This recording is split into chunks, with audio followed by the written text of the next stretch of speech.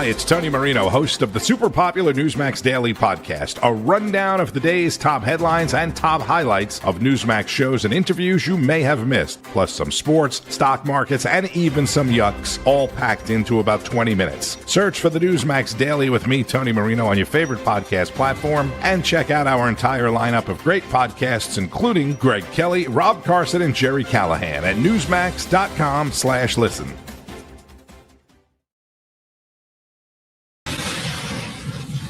Now, you are about to hear the most interesting, informative, thought-provoking, and funny show in America. On air and on the World Wide Web. This is the Rob Carson Show. This is the Rob Carson Show. Hey, it's Tuesday, and this just in. It's kind of interesting. Just when you hear, the Trump administration saying that Iran wants to make a deal and everything, and there's the possibility that somebody in the regime might take over and all this. They hand us a gift. This is fantastic. An Iranian spokesman for its top military command says armed forces will fight until complete victory. With what? With what exactly? We've destroyed 90% of your missile capacity. We've destroyed 90% of your drone capacity. We've wrecked your military infrastructure. We've sunk 120 ships. Your Navy is now a scuba destination. Honestly, with what exactly? With what paintballs? What do you got? We were literally now able to fly A-10 Warthogs all over the place. Any aircraft doesn't have to be stealth. They have no possibility of shooting down anything. I love the fact that they're so foolishly proud that they're going to keep going. The comments made by this, this should be kind of a metaphor for people with gigantic egos and nothing to back them up. The names, okay? When you got a name like this, you're full of yourself. So Major General Ali Abdullahi Ali Abadi of the Khatam al-Anbiya Central Headquarters. Trying to fit that on a football jersey. Ali Abdullahi Habada appeared to be related to U.S. President Donald Trump's announcement. They were negotiations ongoing between Tehran and Washington. Iran has denied that any talks are in place, though its foreign ministry has been talking to counterparts around the region. Iranian state television quoted Ali Abdullah as saying Iran's powerful armed forces are proud, victorious. What is victory? What is victory? What is victory if everything's been destroyed? I don't know. Maybe I'm wrong. It's like the Kamala Harris claiming victory after 2024. It'd be like that. It would be like that. Oh yeah, we spent $2 billion, trying to sell a crap sandwich that didn't sell, but it's still a victory. It's still a victory. So. Victorious and steadfast in defending Iran's integrity. again, integrity. And this path will continue until complete victory. When is the victory going to take place? I mean, it's not going to happen in the next, decade. The general did not say what complete victory would look like, but it appears likely Iran's military was trying to warn against offering concessions in any possible negotiations with the United States. I say, you know what I say? I just say, okay, then keep on bombing, baby. Keep on bombing. There you go. Keep on bombing. They're going after Karg Island. That's where the pirates live, I guess. Karg Island, the tiny oil hub in the Persian Gulf. That's where they get all their shipping all their oil. Karg Island, the tiny island in the Persian Gulf that Trump could seize in a major escalation of war against Iran. Karg Island holds 94% of. Did anybody else, when you hear Karg Island, do you think pirate? Do you like Karg? I just thought that as soon as I heard it, I thought it was funny. Holds 94% of Iran's oil exports, could choke off the country's economy for years as the U.S. with war. It's not a war. It's not a war. Yeah, whatever. Continues. Attention is turned to the tiny island off the coast of the Middle Eastern country, Karg Island. Total area 7.7 square miles. Despite its small size, the island holds 94% of the country's crude oil for export, mostly bound for China, and its main oil export terminal. We've been nice about it. We've been not bombing the snot out of the oil, where you can, get rid of the oil, you can sell the oil and stuff. So we want the people in Iran to have some way to pay the bills, But Donald Trump considering putting American troops on the ground in Iran to seize the key oil terminal in the Persian Gulf. Maybe we could get Israel to do that. How about Israel? Put your boots on the ground. You guys are good at that. You've already got boots on the ground in Iran, by the way. The possibility of U.S. troops seizing the island is a starkly different tone from the one struck by President on Friday, who said he is considering winding down the war with Iran. Mr. Trump's top spokesman confirmed the details to the Telegraph, but cautioned that he had not made a final decision. Caroline Leavitt said it's a job of the Pentagon to make preparations in order to give the commander-in-chief maximum optionality. Oh, yeah, because they're dug in on Carg Island. Former Pentagon official Michael Rubin says should he take Carg Island rather than destroy it, he can not only ensure the regime can never again pay the salaries of bureaucrats and soldiers, but also in the future after regime change, he can ensure now that the new Iranian regime can finance its own rebuilding. So there you go. I look at it as a positive. They are being foolishly proud, which means now we just have to kill all of them. We have to kill every one of the B words. That's what we got to do. Because honestly, they're foolishly proud. They're abusive. They've murdered tens of thousands of their own people. They have been waging war against the United States for 47 years and the rest of the free world. And I say we bomb them to powder. How's that sound? Just sit right back, listen to a tale of an oil-filled paradise. Carg Island. It is called Carg Island. It's worth a hefty price. Carg. It's a major asset that Trump has his eyes on. Let's kick its ass If he wants Carg Island, you know it will be gone. You know it will be gone. Soon it will be getting rough. The island will be lost. Yes.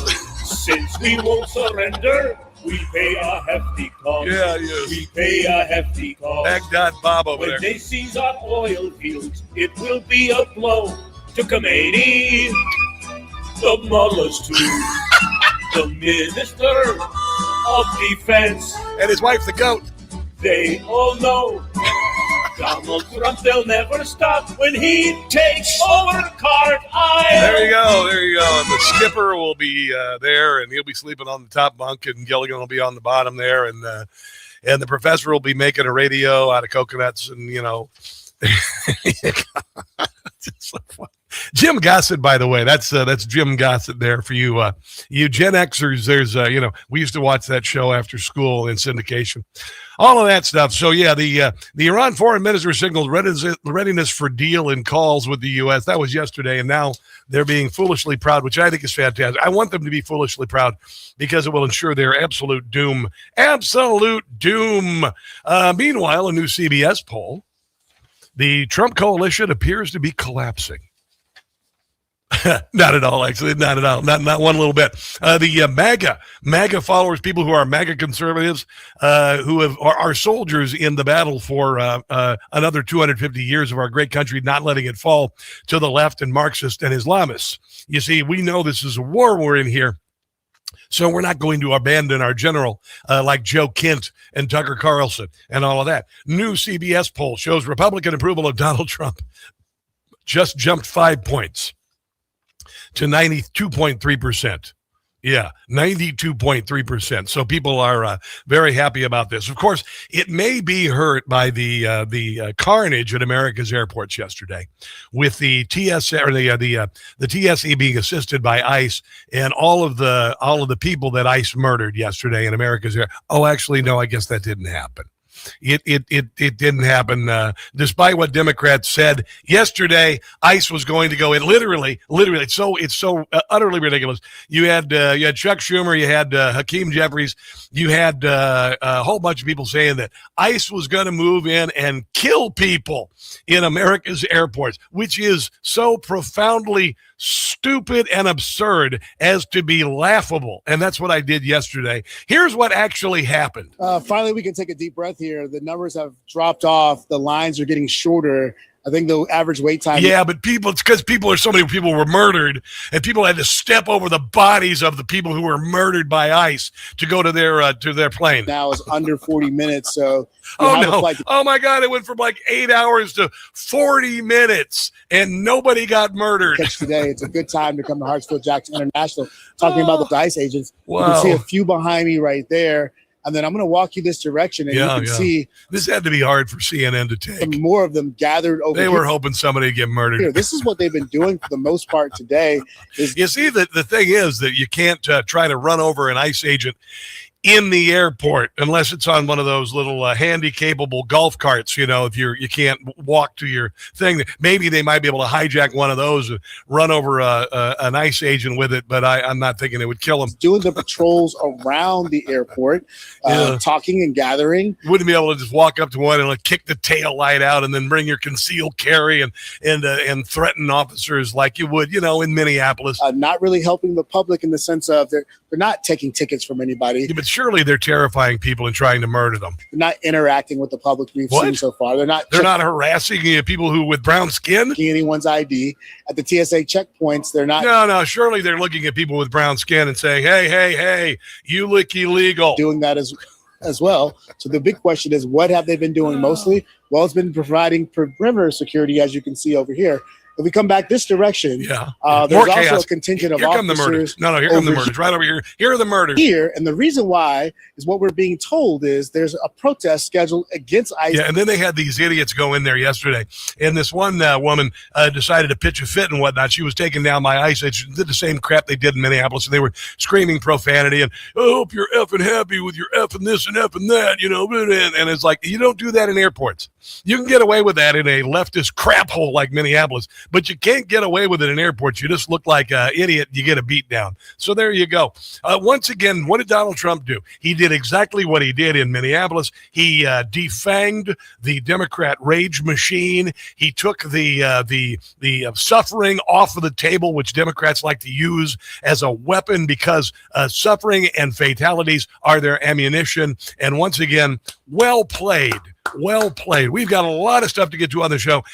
Unbelievable things happening in Memphis, Tennessee, which has been run by Democrats forever. It is not the hellhole, and a generation of children in the inner city can be raised while being able to play outside without being shot, among other things. An amazing turnaround, another loss for Democrats. That's all coming up on this Tuesday edition of the Rob Carson Show. Let's take a break and come back. Don't go anywhere.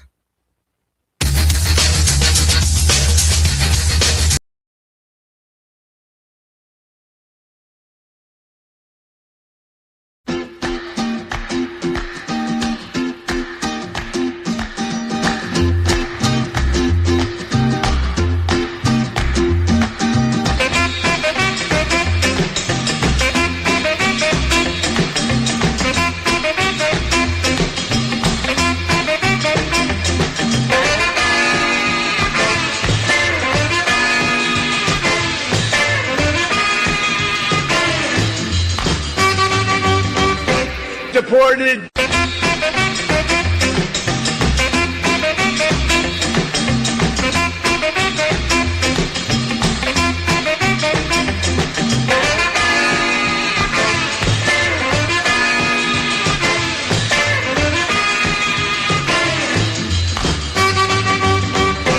Deported.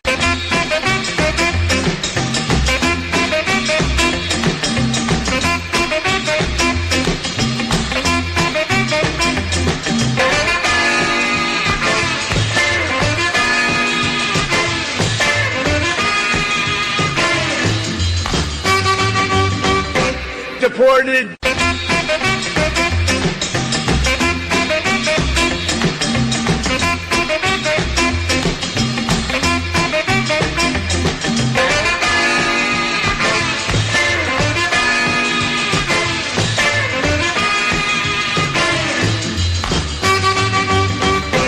Get them out. Ready? Are you ready? Get them out of here. Get them out of here. Get the hell out of here.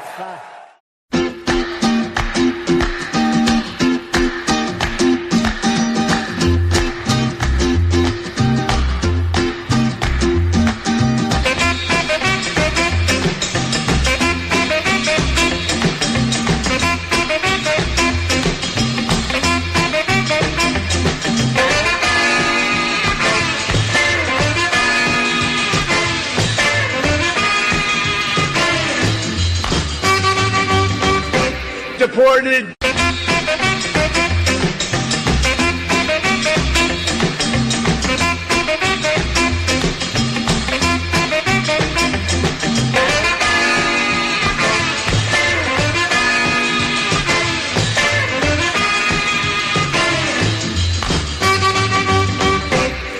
Deported.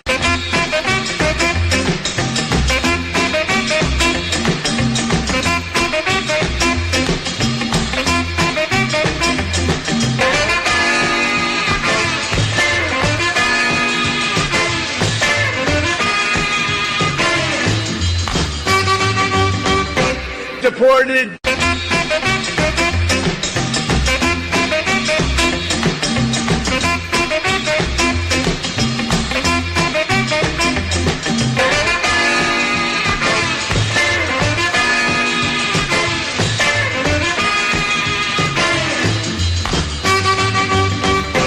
Get him out. Ready? Are you ready? Get him out of here. Get him out of here. Get the hell out of here.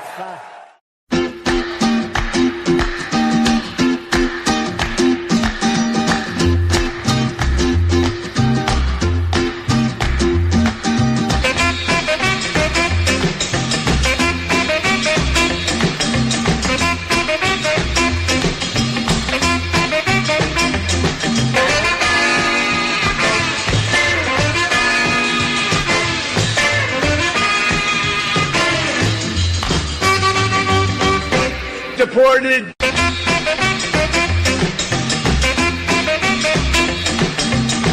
It's everywhere. You gotta kill the audio, Ken.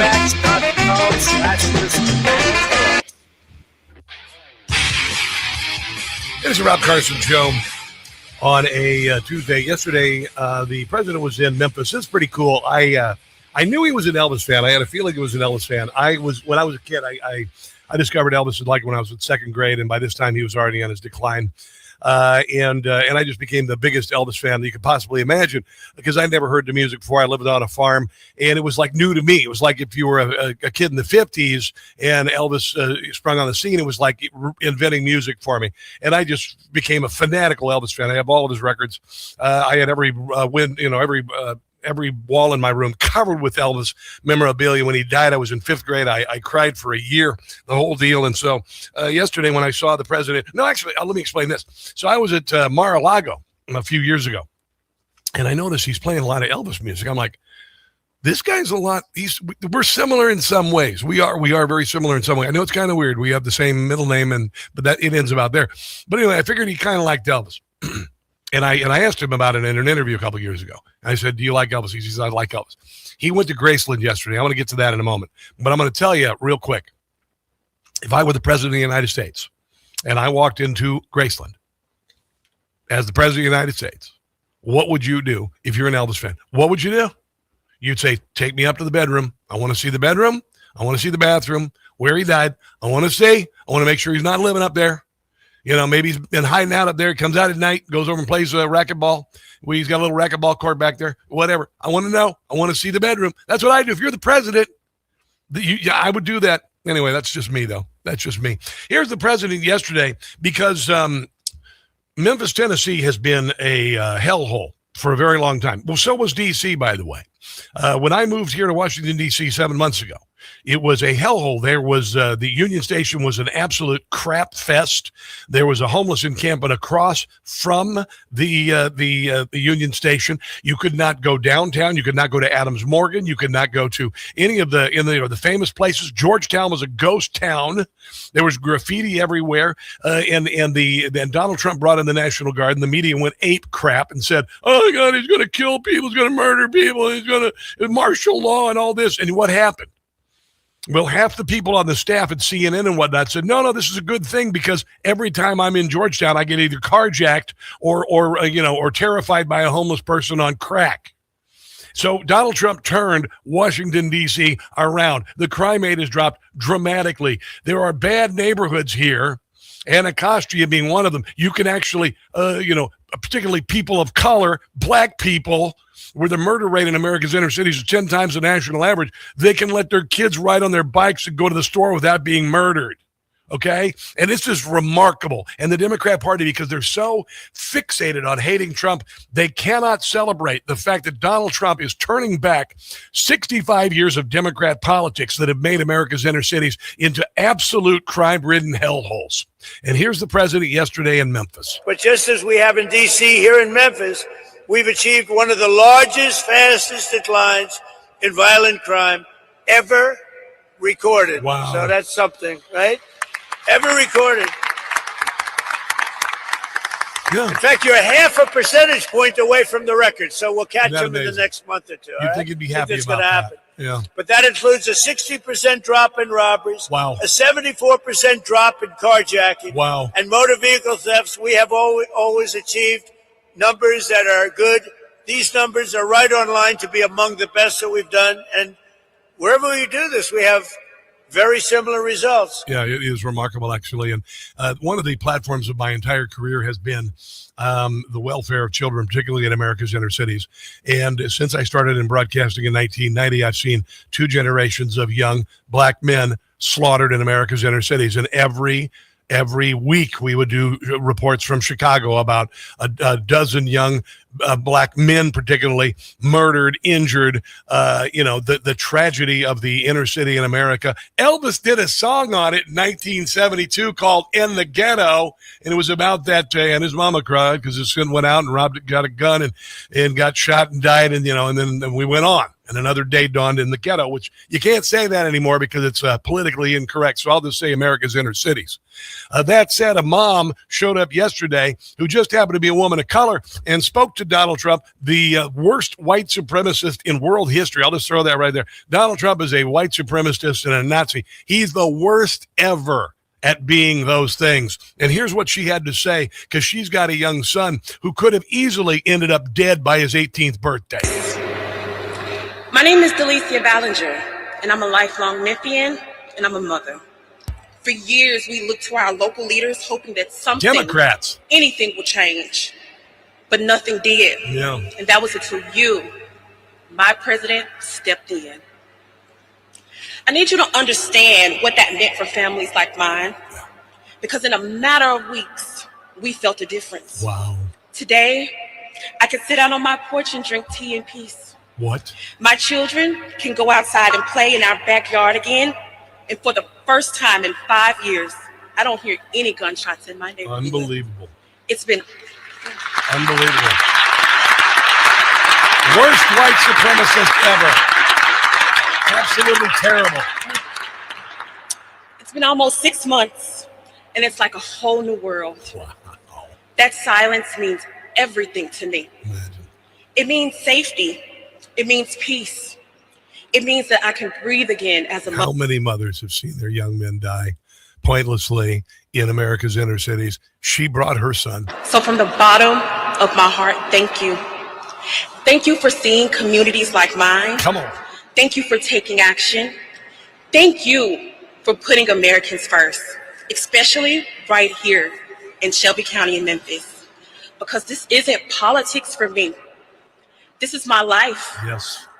This is for my children. In fact, President Trump, my son, my beautiful son is here today, and he would like to wave and say thank you. Wow. Because now he's free to live a normal childhood. Hell yeah. Stand up for me, Hell man. yeah. I love it. I just love it. I absolutely love it. Meanwhile, in places like Chicago, they could have this, but J.B. Pritzker, whatever, and the idiot mayor of Chicago are standing in the schoolhouse doors, just like Democrats of the past, standing in the way of saving these kids in places that are run by Democrats. San Francisco, Chicago, and other areas. Kids are still dying at a much lower pace, thanks to the FBI sending out field agents across the country and also shutting down the southern border. But the numbers are still higher in cities that are keeping Donald Trump from going in and saving kids. What a glorious, glorious story. Coming up, Brooke Goldstein. She's amazing. She is the founder of the Lawfare Project. We're going to talk about anti-Semitism in America and elsewhere on the other side of the break. And this is The Rob Carson Show.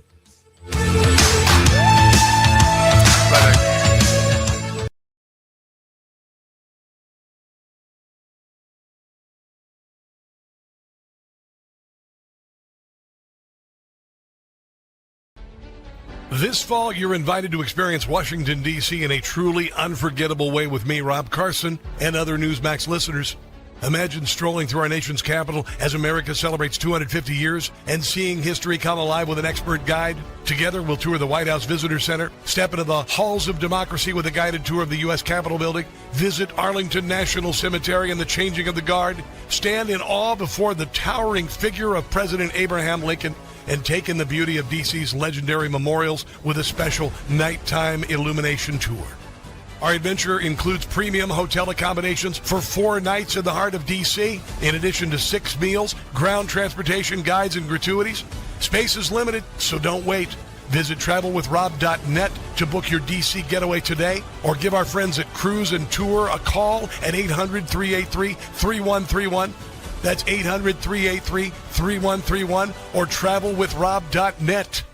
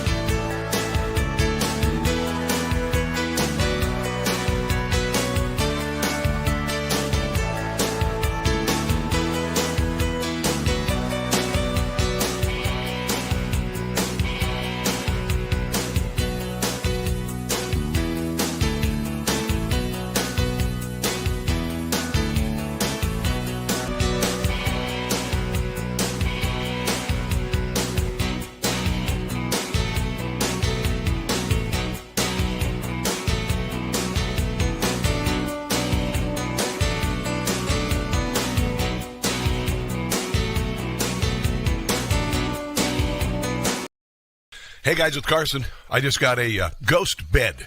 Yeah, no, pay attention here, because I've been sleeping on a foam mattress since I moved to the Washington, D.C. area, which is like sleeping on the sponge in your sink. Ghost Bed doesn't build mattresses like furniture. They build engineered sleep systems. Their beds are serious health equipment. Beds designed for relief and recovery, not looks, not fluff. Your body should be healing while you sleep, not fighting for comfort. I have been sleeping past 7 in the morning on my Ghost Bed. It's unbelievable. If you wake up stiff, you toss and turn, if you sleep hot, even reaching for a pain reliever before bed, hoping tonight will be different, that's not aging. It's your mattress talking. Another great thing I love about Ghost Bed, you get 101 nights to try it at home. If you don't like the difference, you can send it back risk-free. Ghost Bed is offering my audience their lowest prices of the season, plus an extra 10% off. Go to ghostbed.com/Carson. Use promo code Carson. That's ghostbed.com/Carson. Promo code Carson. You are going to love your new Ghost Bed.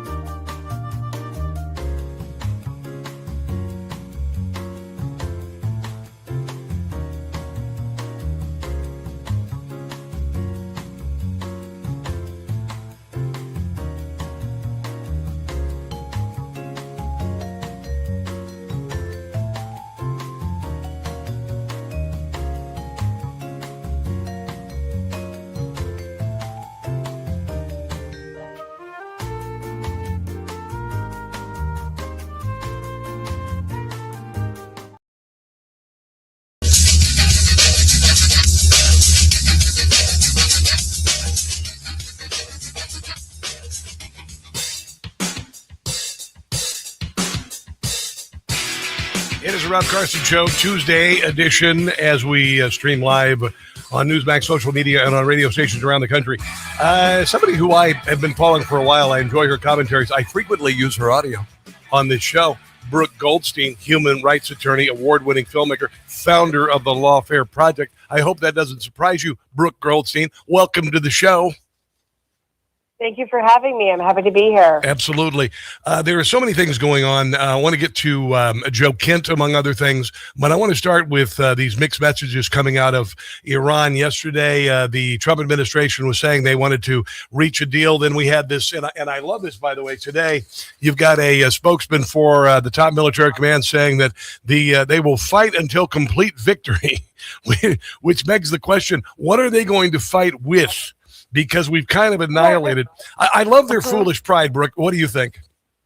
Yeah, and what are they fighting for? We have to remember these are theologically motivated mullahs. They're not in it to win. They'd rather burn the whole place down. They'd rather kill 40,000 plus of their own citizens than capitulate. They see this as a religious obligation to fight and kill the infidels. They've been screaming death to America since the moment they got in power. There is no appeasement.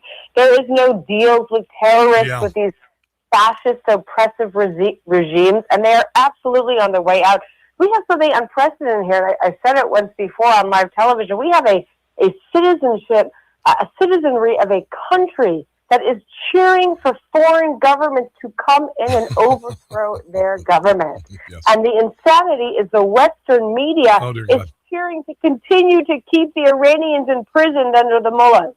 I don't even know what to say about I've said that the Democrat Party is intellectually and morally bankrupt for a very long time, and I knew that there were real signs of problems when a week after October the 7th, this rise of faux anti-Semitism was around the country, and they distracted from Israel's second Holocaust with a fake hospital bombing, and I always like to say that the left always exposes its flanks so we can kick its ass, and it gave me a real understanding of this anti-Semitism that exists not only in our cities but also in our universities. And actually, I'm less worried about and I'm more optimistic about the spreading of freedom through the Middle East than I am in the Western world right now. Yeah, it seems as though the people in the Middle East, specifically in Iran, want democracy and freedom more than we do here. And it's not just anti-Semitism that's a problem, or Jew hatred. It is anti-Americanism. It is anti-Judeo-Christian values. And the intentional misdirection, the deliberate misdirection away from the issue. The real issue is the spread of radicalization and radical Islam within our borders, away from that issue with false accusations of Islamophobia, with spreading blood libels about Israel. They want to redirect our attention, say, oh, this is about the Jews, this is about Israel, this is only a problem of anti-Semitism. It is not. Yes. This is a problem for America. If you want us to look like Europe 2 or 3 years from now, then we sit here and do nothing, and we'll have radicals take over our streets and take over our campuses. You know, we've got to root this out. Well, New York City is Tehran in 1979. You've got the Red-Green Alliance. These are, and I said of Zoran Mandami, I said there's a reason why a man who could be so pro-LGBTQIA plus and yet have radical imams still love him. It's because he's an Islamist first, and he's using the useful idiots of the left, these young people who have no clue. And just like they have always done, what Islam does is it will use the left and then slaughter them once they achieve their rule. And that's exactly what they want to do here. Mm-hmm. Yeah. Mm-hmm. It's the same reason why Qatar, the number 2 state sponsor of terrorism, the host of the Hamas terrorist group, is funding diversity, equity, inclusion programs in schools in the United States, which is what we found out when we sued Carnegie Mellon University, which happens to be, I think, about the 3rd or 4th largest recipient of funds from Qatar. Why is a foreign government, which is hostile to our values, regardless of the fact that we have a base there, they host Hamas, they are Islamist regime, funding our education, and they're doing so by propagating ideas and radical ideology that undermines the family, that undermines democracy, and undermines Judeo-Christian values. Again, I cannot repeat that enough. It is not just about anti-Semitism. Yeah, 100%. And I guess I'm I'm not surprised. I'm just amazed that the Democrat Party has become, well, Hitler was a socialist. The German Socialist Workers' Party is what the Nazis were. And I saw a survey the other day that only 12% of Democrats have a favorable view of Israel. And I'm like, wow, where have we seen this before, Brooke? They don't even have a favorable view of themselves. They don't have a favorable view of America. They're cheering for America to lose while we're in the middle of a war. I mean, it's the same when you look at Europe, right? Europe has no armies. The European countries, they have no air defenses. Germany is buying missile defense systems from Israel. They're a sitting duck. Iran can reach them with their rockets, and yet they still will not go on the record and call out Islamist terrorism, radical Islam, and support and frankly, they should be thanking the state of Israel and the United States for taking care of the problem for them. Well, what's remarkable? Yesterday I saw Chuck Schumer on with Joe and Mika. Dear God. And Chuck Schumer couldn't even admit that the destruction of Iran's military and the deposition of the Ayatollah was a good thing. I mean, seriously, what sort of TV? What do they want, the mullahs? They want the mullahs to stay in power? What's the alternative here? And this whole notion, there wasn't an imminent threat. They tried to kill the president on American soil. Okay, I don't know what more of an imminent threat is other than that, other than the fact that they've been funding terror proxies, other than the fact that they've been developing and attempting to develop nuclear weapons, and they have ballistic missiles. They've outwardly declared that they're going to use them, and death to America and death to Israel. This is an imminent threat. But again, it's not constitutionally required. The president has the power as commander-in-chief under the World Powers Resolution. And even though Congress has tried to limit this authority unconstitutionally, he has the power to deploy our forces and report to Congress. And he can do so for between 60 and 90 days. And he is absolutely within his constitutional power to do what he needs to do to keep not just our country, but the world safe from the head of the snake, the number one state sponsor of terrorism for I don't know how many years now, going back. Well, my favorite line that I've heard the last 2 weeks is Donald Trump is not starting a war with Iran. He's finishing one that's been going on for 47 years. Brooke Goldstein, can you hold on? I'd love to talk to you a little more on the other side. I'd like to get into Joe Kent. Also, what do you think is going to happen in Iran? Who's going to take over? Because I've been waiting all my adult life for this moment. This is a Berlin Wall moment. It's spreading around the world. I said when Donald Trump was going to be elected, I said that this was going to happen. Freedom and patriotism sweeping the globe, and these monsters falling. So if you could hold on through the break, I'd love to continue the conversation.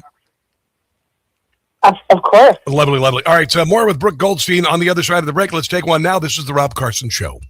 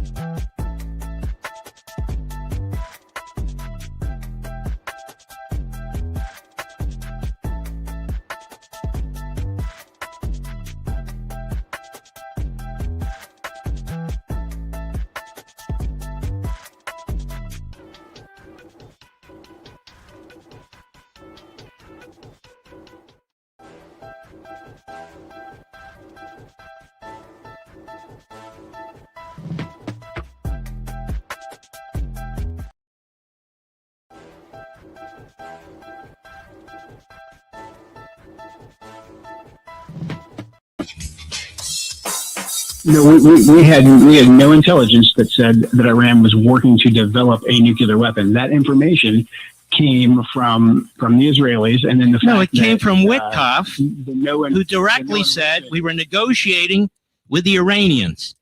That they told us. Right. Hold on now. Hold on. I need the public to understand this. There's no. All right, you go first, then I'll go. President Trump said no nuclear weapons. And then through official engagements through the Israelis, and then also the media echo chamber that wanted regime change in Iran, said, no, we need to say that the Iranians can't. What about the media echo chamber, your buddies who didn't want regime change in Iran? There's a lot of echo chambers out there, wouldn't you say? It appears that your media echo chamber was much more successful. No, it wasn't. I got to tell you, I am so disappointed in Joe Kent and others that he would say such absurd things when John Ratcliffe, the director of the CIA, said under oath in front of Congress last week, oh, yeah, there was a nuclear threat. Dear God in heaven, what the hell, Brooke Goldstein, what the hell is wrong with Joe Kent? What the hell is wrong with Tucker Carlson and Candace Owens? What's going on? Well, I'll tell you, I don't trust anyone who does a 180-degree flip in their opinions just overnight, like Megyn Kelly, like Tucker Carlson, like Steve Bannon, like Joe Kent did.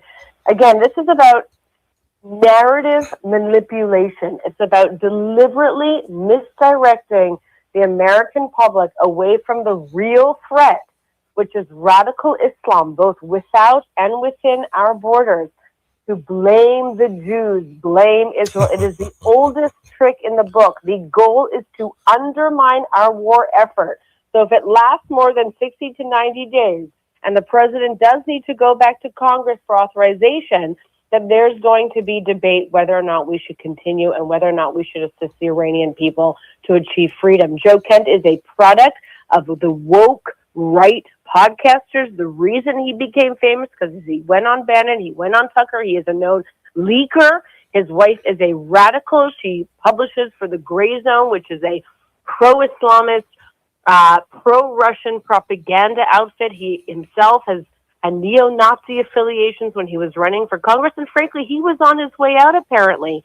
But instead of the focus on his wrongdoings and on the threat, he is diverting our attention away from that. It is no coincidence that his letter came out right before the Senate intel hearings, because he does not want us to focus on Qatar funding our education. He does not want us to focus on the fact that there were 4 Islamist-inspired terrorist attacks within our borders a week and a half before he published that letter. Yeah. So that's what this is. It is spook trick. It is narrative manipulation. It is the height of intellectual dishonesty, and frankly, trying to undermine our war effort. It's a betrayal of his brothers in arms, for God's sake. Are you out of your mind? You don't do this when we're 2 weeks into a military campaign and you declare that it's somehow a failure. The Democrats did that on day one. How dare he do such a thing when we are having such a resounding, profound effect on taking down Iran's military? I mean, in a brilliant fashion. How utterly, utterly ridiculous and unforgivable. Go ahead. Not only that, we have Qatar-funded publications like Al Jazeera even admitting that our war effort is successful and necessary to take down the head of the state. And you have these useful idiots on the left and on the woke right who are arguing against it. I'd ask the question, what do they want? They want the regime to stay in power? They want the mullahs to stay in power? They want the continued slaughtering and subjugation of the Iranian people? Is that what they want? I don't know. It's not American. Battle. Israel's dragging us into forever wars. You have a complete misunderstanding of the laws of cause and effect. If you think that Israel is the reason why Iran has been at war with the rest of the civilized world, I mean, it's called Islamism. That's what it is. And another thing also, by the Jews. This nonsense about Donald Trump's hand being guided by Israel and Netanyahu is freaking laughable. When has that ever happened, ever in that man's life? It's so utterly ridiculous. And another thing, Donald Trump took months to make this decision, months to get our troops over there.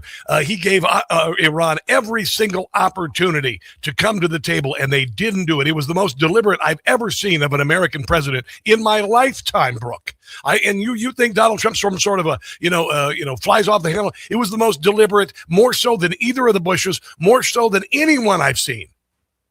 And don't forget, Israel attacked Iran prior, and Iran was in the middle of sent ballistic missiles over to Israel and is still sending missiles over to Israel. Israel is in a war whether America comes or not. The Jewish state is fighting for survival against its biggest existential threat. And it was America that stopped Israel in the first round from finishing the job. That's why the attacks are so targeted. And that's why the Iranian regime remains in power. Yeah. But now, when the president of the United States says that he has received intel and the Iranians are about to do something, he doesn't have to wait for them to slaughter us. And they have killed thousands of Americans. Yes. They've killed hundreds of thousands of people through terrorism. The whole doctrine that you need a gun pointed directly at your head and they have to pull the trigger in order for you to do something. It's naive. Yeah, well, I said that if you had the opportunity to bomb the train tracks to Auschwitz, do so. And I don't even care if you want to call it regime change. Hell yeah, that regime's been waging war on the world for decades. In wrapping things up here real quick, do you believe that we're going to see the people of Iran, the Persians, the Kurds, and whatnot living in freedom anytime soon? I believe it in my heart. I certainly hope so, but again, there's only so much that we can do in the West, the Muslim community, and it's the same with the Arabs in Gaza. They need to have a will to survive and to govern themselves and to get rid of radical Islam. They themselves have to purge their society from this virus. Well, listen, if they were willing to put themselves in harm's way to the tune of 35,000 people to protest, I know it's in their heart to lead that country, and I want to give them 100% support. Brooke Goldstein, you're fascinating. I love having you on. Thank you so much for being on the show today. Where can people find all of your awesome work? Well, please do follow me on social media. On Instagram, it's real Brooke Goldstein. And I also want to mention I'm going to be speaking at CPAC this Thursday. Lovely. And I encourage everyone to come. It's an incredible organization, and it's about solidarity and moral clarity, obviously in the face of the threats that we face in the West and protecting Western values. And if you care about fighting against radical Islam and you want to stop blaming the Jews in Israel and you want to talk about the real issues, come to CPAC. I'm speaking this Thursday, and I'm really looking forward to it. All right. Well, God bless and Godspeed. Thanks for the time today. We appreciate it. Thank you for having me. All right. Let's take a break and come back. This is The Rob Carson Show.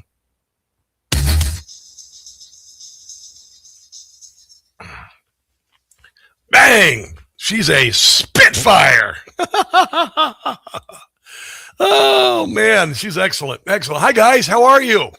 Robert Myers and Valentina and GJ Gary. What's up? And Anonymous Warrior. Hey, Rob and everyone. Hi. Let's go to YouTubeage. See who's watching over there. Danielle T6324. What's going on? And America Marcy. And let's see. Hablone. How's things on your end? Oh, I got to talk about something here. War Eagle 1965. Good afternoon. Good afternoon to you.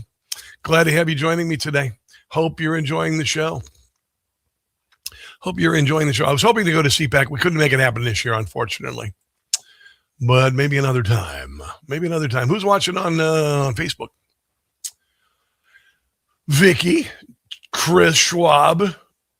How you guys? Enjoying your conversations? I hope you are. Thanks for talking to each other today. Mickey Hastings, Brooke is beautiful and smart. I know, Brooke is totally, I'll just say it, hot. Yeah, totally.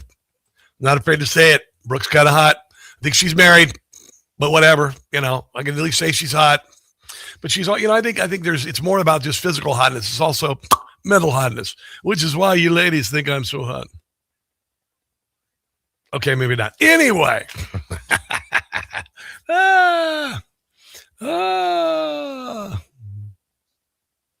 Levin goes off. Oh, Levin goes off. All right, I got to talk here. Darn it, I can't talk to you guys all day. I got to do a stupid show. Here we go. Brooke's the real deal.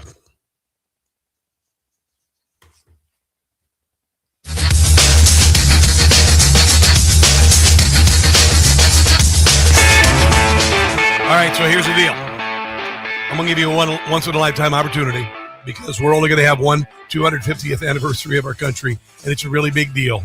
It's a really big deal.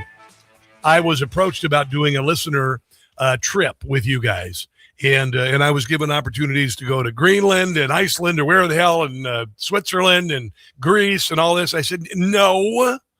And they said to me, by the way, they said, well, we could do a trip to D.C., but you probably don't want to do that because you live there. I said, hell yes, I want to have my listeners come to D.C. Are you out of your mind? I want to show you. I want to show you how great this city is now. October 25th through the 29th, this year, this fall. Trip with me. You come here. You hang out with me. World-class accommodations. We are going to celebrate America's 250th anniversary, see history come alive with an expert guide, plus yours truly, tour the White House Visitor Center, step into the halls of democracy with a guided tour of the U.S. Capitol, visit Arlington National Cemetery, changing the guard, see all the monuments, stand in awe before Abraham Lincoln statue and the Lincoln Memorial above the reflecting pool, looking down at the Washington Monument. If you've never been, this is going to be the trip of a lifetime, and it's only the 250th anniversary of our country. One time. Our adventure includes premium hotel accommodations for 4 nights in the heart of D.C., in addition to 6 meals, ground transportation guides, and gratuities. Space is limited. Write this down. Here's where you got to go today. Start talking about your budgeting and whatever. It's not going to cost you a fortune. But talk to your SIG other and say, let's go to D.C. Let's be there. Donald Trump is the president of the United States, and it's a 250th anniversary. And I want to go hang out with Rob Carson. Travelwithrob.net. Travelwithrob.net to book your getaway. This is going to sell out. My stuff always sells out. And I promise you, I'm taking days off for this. And then we're going to broadcast one day in front of you guys. You're going to be in the room, wherever it is, with me doing my show. It's important, and I want you to be here. I came here for you, and I brought you with me. Now you can come here and meet me. I can't wait for this. Here's the 800 number. 800-383-3131, 800-383-3131. Cruise and Tour is doing this glorious trip. But again, it's the 250th anniversary of America. Once Donald Trump is the president at this time in history for a reason. I am here because of you, and I want you to join me October 25th to the 29th. Travelwithrob.net, travelwithrob.net. This is going to be epic, and if you've never been, trust me, I'm like a kid in this city. I've lived here a long time, but I've never lost my sense of wonder. I will show you the coolest places, and we will do it with enthusiasm and humor and patriotism and positivity. I promise you. Travelwithrob.net. Hour number 2 of the Rob Carson Show is right ahead. Do not go anywhere.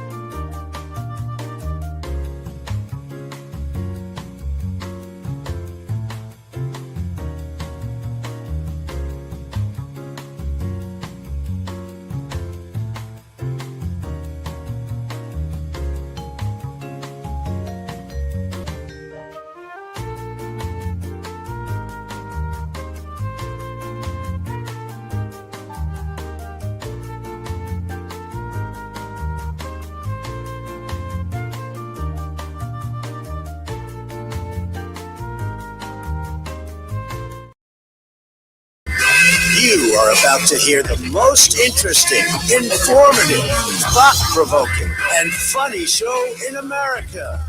On air and on the World Wide Web. This is the Rob Carson Show. This is hour number 2 of the Rob Carson Show. Welcome to it. Please come on in.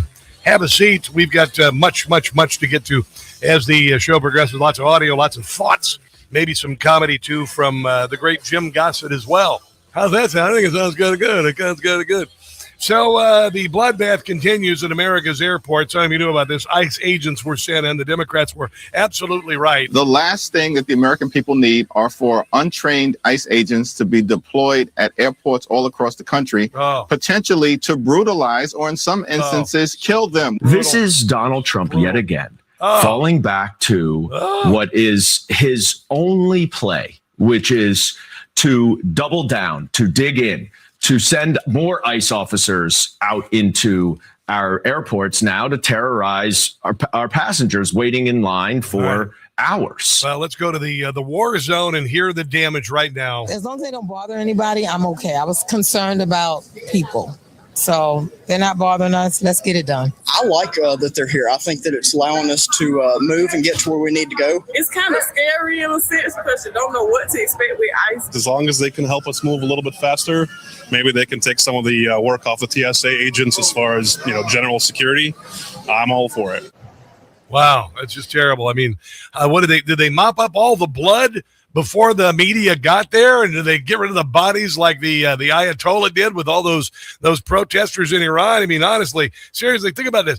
This is Kamala Harris a couple years ago. It's like they were almost trying to, I don't know, demonize the agency that removes illegals from the country that they let in wholesale for 4 years. My values have not changed. A hashtag abolish ICE, referring to the enforcement agency when it comes to immigration. Listen to what. Why in the hell would they want to abolish ICE in the middle of a 4-year wholesale opening of the southern border to 20 million illegals that they put up in really nice hotels and gave them massive benefits and social security numbers and the possibility they could vote? Okay. Your colleague, Senator Kamala Harris, said about the idea of abolishing ICE. Here's what she told my colleague, Casey Hunt. Examine ICE and its role and the way that it was a border czar or something like that. Is being administered and the work it is doing. And we need to probably think about starting from scratch. Abolish ICE. This is a refrain that we've heard. What was ICE doing down there? They weren't doing anything right there. They weren't in Minneapolis or anything. Increasingly from your Democratic colleagues, some even... There were no insane leftists attacking them and then getting shot to death. Potential 2020 contenders like Bernie Sanders, Senator Kamala Harris, Senator Elizabeth Warren. It's like they were almost trying to, demonize the agency so it couldn't do what it was supposed to do. It's kind of weird how that happens, right? And it went on and on and on. Masked men jumping out of unmarked cars, people disappearing, no due process, no oversight, zero accountability happening in the United States of America today. People ask, well, is authoritarianism, you're being hyperbolic? We're being hyperbolic. If you're a black and brown community, it's here. When I see ICE, I see... That's been going on for years. This is not a big, this is not Minnesota. This is the friggin' Democrat Party setting you up, making you believe that ICE, like the police, were racist, they were whatever, so they could take them down from doing what they do, their jobs. That's it. That's all. Duh. And then, of course, now, they don't want people to have to show an ID to prove that they're a citizen, to enjoy the rights of citizenship. And if you're going to be a citizen, you have the right to vote. If you're not a citizen, you don't have the right to vote. And the only way to prove your citizenship is through documentation and identification. And it's kind of crazy because the Democrat Party does not want that. In fact, here's Cory Booker, again, freak show supreme.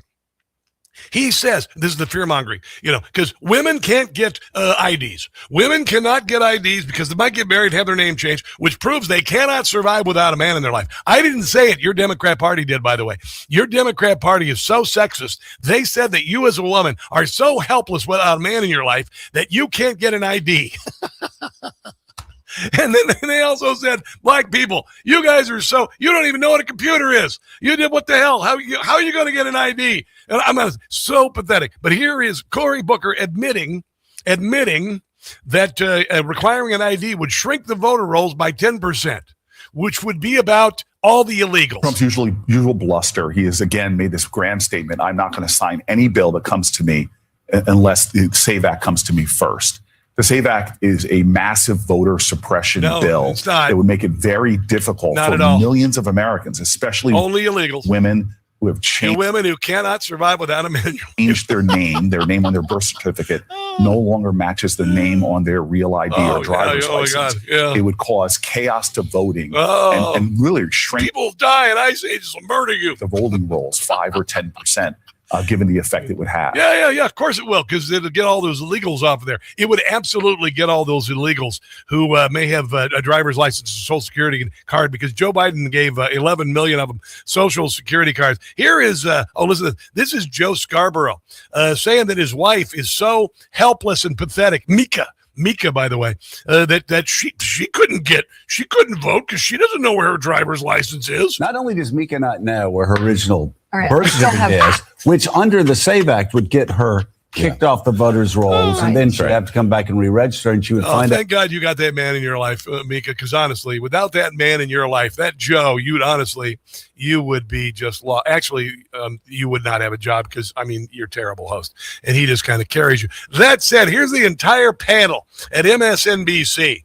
The Democrat Party has made them seem so bloody stupid that all of a sudden this panel of well-educated adults on a television show that's seen by hundreds of people, Morning Joe, they have decided to say that even they wouldn't be able to vote if they were required to show proof of citizenship in the form of a birth certificate. Now, I don't know about you, but when I was a kid, my mother had my birth certificate. She saved my birth certificate. It was in a folder with the birth certificate. I know where my birth certificate is. I know where it's in the house with her now in Kansas City. I know where my kids' birth certificates are. We held on to our birth certificates because it's kind of important to get a birth certificate, by the way. Say, for instance, if you want to go get a passport, birth certificate always helps. And you got to be able to prove your identification for all sorts of things like, getting married, getting divorced, getting a passport.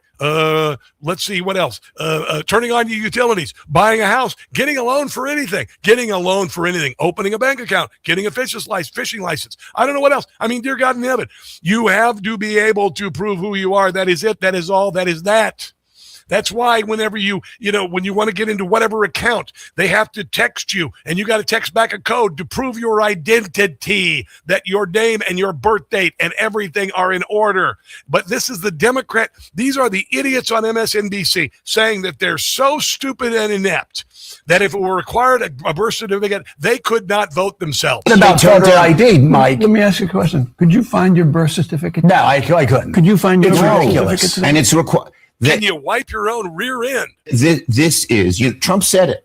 He said this is the way. Here's the gargoyle with osteoporosis, Chuck Schumer, trying to convince these idiots that, this is terrible. You can't find your birth certificate. You're not gonna be able to vote. When he knows he's getting killed, it's to bag an election. It's to cheat and steal the election in a different way than he did in 2021. I'd like to ask you a larger question. Can I say on this SAVE? Larger question. Got to hear this. You can't even use military ID. Yep. And here's what happens.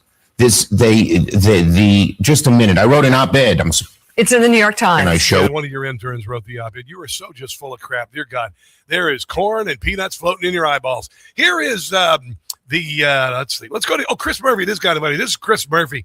Before they changed to MS Now, it was MSNBC, and he actually admitted he cared more. Democrats care more for illegals. The negotiation didn't have a path to citizenship. It was entirely on their terms in order to get Ukraine funding, right?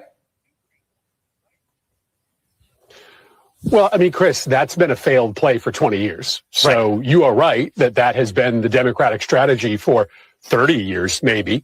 And it has failed to deliver for the people we care about most, the undocumented Americans that are in this country. Did you hear that? Did you hear what he just said there? Listen.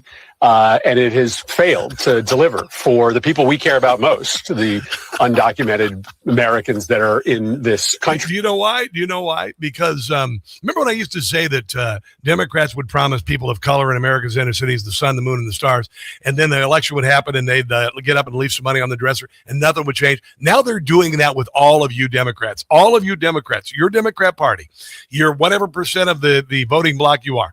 They just know you're going to vote no matter how absurd and extreme their idiotic policies are, like boys changing into girls to compete in girls' sports. They know that you'll just vote because you hate Donald Trump so much and you just want a D. This is why you said, okay, we'll vote for Joe Biden, without a primary. And okay, we'll let Joe Biden get booted and Kamala Harris will become the candidate. Your Democrat Party takes you for granted, but they need illegals to win.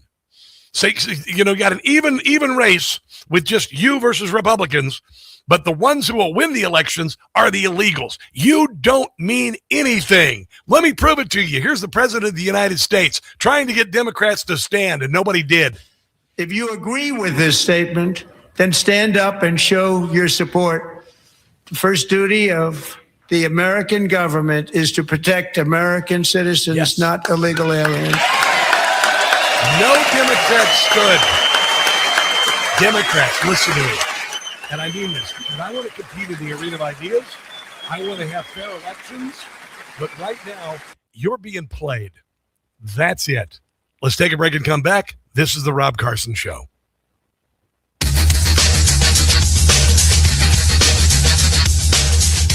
Hey, guys, it's Carson.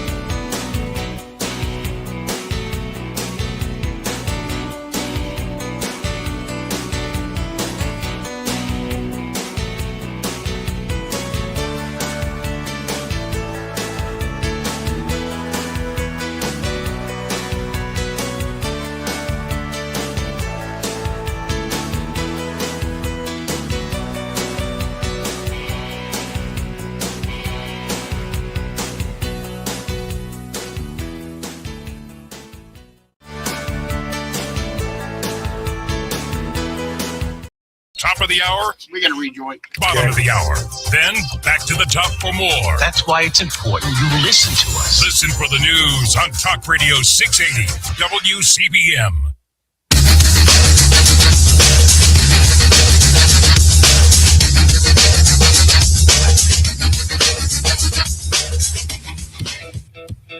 Come on. Would I launch strikes in Mexico to stop drugs? It's okay with me. Boom, boom, boom, boom. Bang, bang, bang, bang. Boom, boom, boom, boom. Yeah, I think it's fantastic that the Trump administration was saying, yeah, it looks like Iran wants to come to the table, and the foolish Iranian morons are saying, no, we will fight till the end. Well, the end is not very far away because you're getting your rear ends handed to you. And as far as I'm concerned, just unrelenting bombing just until they're all dead. There you go. That's all. No negotiations. Why are we even negotiating? Make sure they're all dead. Keep going. Keep going. The Iranian people are turning on the IRCG. They're actually killing them, or they're calling Israeli intelligence so they can hit them with drones or whatever. Kill every one of the bastards. There you go. That's it. No mercy, no pity. Enough with this. Enough with this foolhardy nonsense. We've been dealing with these idiots for years. Joe Biden and Barack Obama sent them pallets of cash, for God's sake. We let them kill our Marines at their barracks. We've let them run roughshod around the world, committing acts of terror everywhere. Wipe them off the face of the bloody friggin' earth for good. That's it. There's no negotiating about this. They've got to all be killed. That's it. So the good people of Iran, of the Persians, the Kurds, all of the other groups, the Christians who are there can step forward and bring peace to the Middle East. Enough is enough is enough. There's no more negotiating. That's me anyway, but I like to kind of play hardball because you know what? I'm just sick and damn tired of the nonsense from these jackweeds because they will never negotiate in good faith. Ever, ever, ever. They will never. When they are down to the last few, when they come to the table, they will sit there and go, we will germinate this seed of hatred, and we will once again rise. That's it. They got to be killed. There you go. Here is Donald Trump yesterday in Memphis talking about no Easter recess until the SAVE Act is passed. You know why? Because 85% of the country wants voter ID. So I'm tying Homeland Security into voter identification with picture and proof of citizenship. That's racist and sexist. In order to vote, and those two items are the most important thing having to do with Homeland Security. So it should be part of the Homeland Security bill. And I'm requesting that the Republican senators do that immediately. You don't have to take a fast vote. Don't worry about Easter going home. Nope. In fact, make this one for Jesus, okay? Make this one for Jesus. That's what I tell him. Yeah, there you go. It would be a damn good thing. Hell yeah, it would be a damn good thing. Mike Davis is awesome. He's with the Article 3 Project. Here are his thoughts on the Save America Act. The Save America Act is a crucial test of John Thune's effectiveness, of his leadership. We have here's the simple truth here. We live in a representative republic. Right now, 85% of us want you to be able to prove your citizenship to vote. 97% of the Republican Senate are down with that. None of the Democrats are. I think we started a war over taxation without representation, didn't we? Didn't we? If we can't get this done, then there's going to be something's going to happen at the ballot box. We're going to have a couple million people show up in Washington, D.C. and shut the city down or something. There is no bloody reason why 85% of the population is demanding something, and the people, the power brokers in Washington, D.C., in our capital, are saying it can't be done. Baloney. Bill, the Save America Act, that has 80% support of Americans, including a supermajority of Democrats, and even a supermajority of minorities. It's because they are the ruling class. You are the plebes. The ruling class get the spoils. The ruling class loot the treasury, enrich themselves and their friends. By allowing the people to have free and fair elections, it takes away their grift, which has gotten so massive and overwhelming that that it is putting us into debt. It's destroying our economy, and we're sick and damn tired of it. It's because the bill is commonsensical. It requires proof of citizenship and voter ID to vote in American elections. These Democrats have mass imported tens of millions. You need proof of citizenship to travel abroad. Of illegal aliens into our country. They are lavishing them with welfare. They are. Welfare fraud. Yes. They are allowing these illegal aliens to get driver's licenses. And in many of these states, when you get a driver's license, you can easily opt in to register. This is why all the Democrat states do not want to turn over their voter rolls and do not want to purge their rolls of illegals and dead people and others. Register to vote. And then these Democrats are refusing to turn over their voter rolls to the Justice Department's Civil Rights Division to make sure that illegal aliens are not voting. It's very transparent. It's obvious. Anyone with a half a brain should know this. Do you know why I know Democrats like stealing elections? Because I'm not stupid. You're not stupid either. And Democrats aren't stupid either.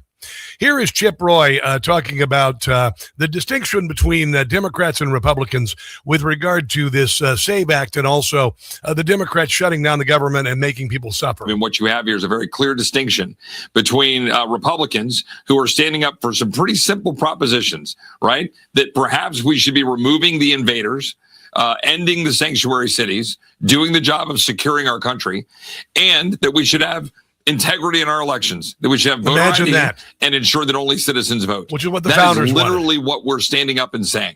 Democrats would rather Americans have to sit in lines in airports for 4.5 hours, 6 hours, miss flights. I have a friend of mine texting me right now, stuck in Houston, trying to figure out if he can rent a car to get home. Joe, totally disrupting everybody's lives. And they're doing that in real time, because they don't care how much you suffer. Americans' lives miserable so they can try. What are the Democrats saying lately? What is their platform to make your life better? There's nothing there. To score political points. Nothing. But what are those political points? Standing with the invaders? Yes. Like the invader who killed a Loyola student in Chicago? Yeah. That J.D. Pritzker can't even find it in his heart to say, wait a minute, maybe things are bad here in Illinois? Yeah. Meanwhile, in Memphis, carjackings down 70%, robberies down 60%. People in Memphis inner city neighborhoods are able to let their kids play out at night after dark, not have to worry about getting murdered and all that. I told you the way we're going to win is we're going to overwhelm the left with joy and patriotism. I'll handle the mockery, ridicule, and satire and let Donald Trump handle the butt kicking. There is no reason why this SAVE Act should not pass overwhelmingly. The people who are preventing it are borderline criminal, if not actual criminals. Let's take a break and come back. On the way, Lieutenant Colonel Tony Shaffer, Project Sentinel, talk about Iran. Don't go anywhere.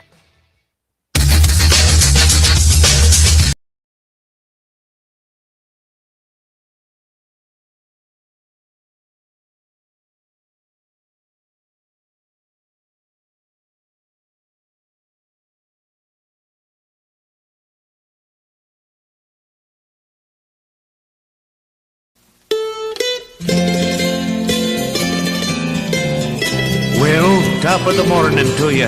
I'm Ronald O. Reagan. And I'm Ted O. Kennedy. When Irish eyes are bloodshot, you've had one too many drinks. Well, your speech started slurring, and your breath begins to sting. Take it away, Ted O. Kennedy. When Irish guys are driving, when they're drunk and leaving town, well, they might swerve right into a lake and let their girlfriend drown. When I returned, Mary Jo and the car were gone. Yes, Teddy, that was like what, 1 day later? You are correct, Ronald Reagan. You know, I needed a fresh set of clothes for the cameras. I had to sleep it off, sober up. Oh, sure. Just let the mother of your unborn child die right there in the lake. No need to investigate that.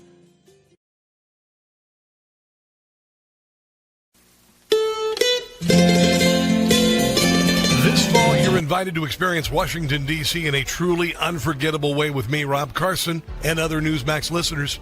Imagine strolling through our nation's capital as America celebrates 250 years and seeing history come alive with an expert guide. Together, we'll tour the White House Visitor Center, step into the halls of democracy with a guided tour of the U.S. Capitol building, visit Arlington National Cemetery and the changing of the guard, stand in awe before the towering figure of President Abraham Lincoln, and take in the beauty of D.C.'s legendary memorials with a special nighttime illumination tour. Our adventure includes premium hotel accommodations for 4 nights in the heart of D.C., in addition to 6 meals, ground transportation guides, and gratuities. Space is limited, so don't wait. Visit travelwithrob.net to book your D.C. getaway today, or give our friends at Cruise and Tour a call at 800-383-3131.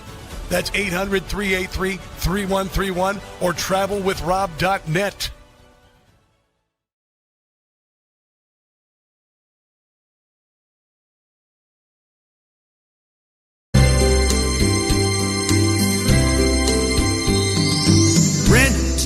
Free in libs' heads I'm living, the fits I am giving to Whoopi, Sunny, and Joy. Rent free, I'm occupying. Rosie is lying. She says I'm not in her head. Break free, they simply can't do it. When you get down to it, they have TDS real bad. Hatred, just watch it as it spreads, because inside their heads I live.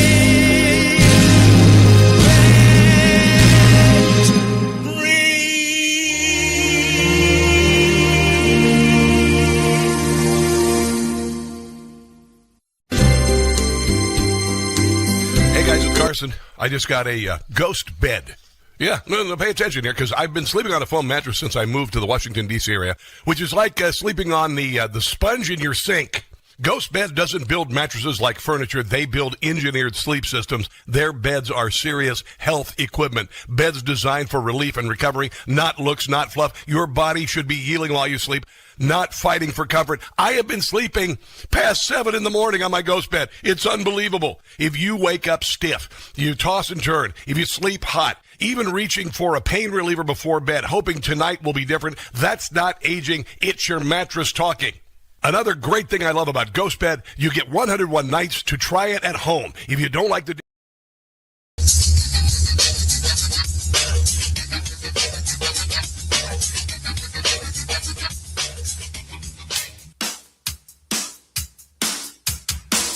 You know, we're at an interesting moment in time, because there is a very real possibility in the next 6 months we could see new governments in Iran, Venezuela, and Cuba.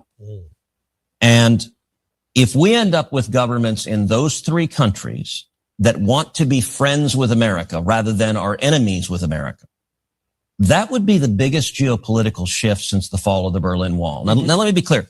There are 1,000 ways that can go wrong. I'm not being Pollyannish and saying, oh, everything's wonderful. But on any objective level, the regimes there are weaker than they have been in our lifetime. Yeah, and we've got to take advantage of it. That's it. I said that when Donald Trump was running.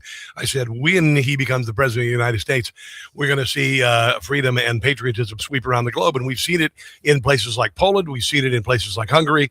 We've seen it now in Venezuela. We've seen it all over South and Central America.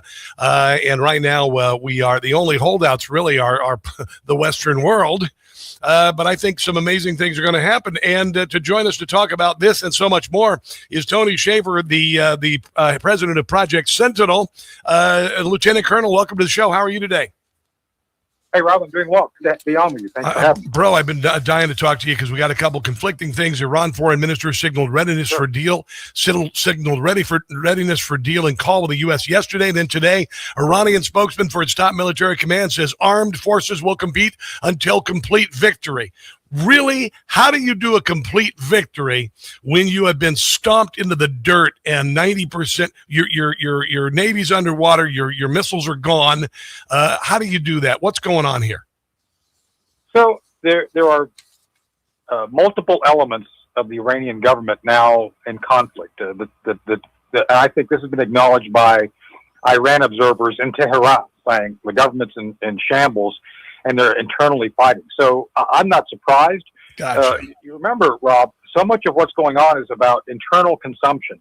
The Iranian government has to provide at least the facade of still being in control and winning the war to its people. That's what you're seeing. Gotcha. But behind the scenes, I think there's a clear evidence of President Trump having a dialogue with at least some members of the Iranian government. Remember, they are a tapestry of conflicting interests, even in Iran. The IRGC, the military, the ones who actually are the military wing of the mullahs, are not necessarily the ones who are completely in charge of the government, because you have elements of their own legislature. I think that's who President Trump is dealing with, by the way, who are basically saying, look, enough's enough. We're ready to deal. And the ultimate end state here, Rob, for you and your audience to understand, is some version of the Venezuela outcome, where we don't have to invade, we don't have to be in charge of the government. We just need a government that's willing to comply with the directives and policies we're asking it to comply with. So there's been some talk about Karg Island. Right now, 90% of Iran's oil goes through there, 40% of its GDP, essentially. The possibility of sending ground troops in there, I guess, is on the table. They obviously want to keep the infrastructure of Karg Island there for whoever shows up, because they don't want the people to be destitute, and the chaos to ensue. What are your thoughts on what's going to happen there, and how do we secure that? Well, it's key terrain, Rob. There's two areas which I consider centers of gravity to the Iranian economy. First, as you just mentioned, Karg Island. One of the things we did, using the Venezuela format and model as our guide, we were able to essentially gain de facto control of the Venezuelan oil resources and start using that as we want, to include depriving Cuba of oil, which is just saying one of the things that's going on.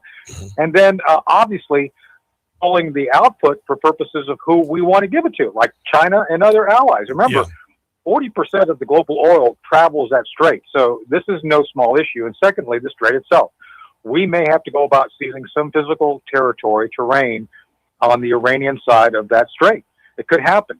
And we don't need land armies to do that. The Marine Corps is very well suited to conduct these type of seizure operations and holding it. So I think that's what's being contemplated. I don't know if the decision's been made to do that or not. Well, this is a small piece of land. It's 7.7 square miles. But then again, other small pieces of land have been held onto. I'm thinking Iwo Jima, anybody? And we know how monstrous it was to try to do that. I'm not sure that the Iranian resistance is as strong as the Japanese in World War II, although they are as suicidal. But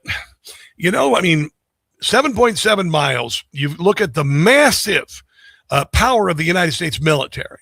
You don't think it would be, if you soften them up so much with overwhelming air power, what would you do? Would you drop troops into the area near the oil refineries, assume control of those, and then just fend off any possible attacks from what remains of their military on the island?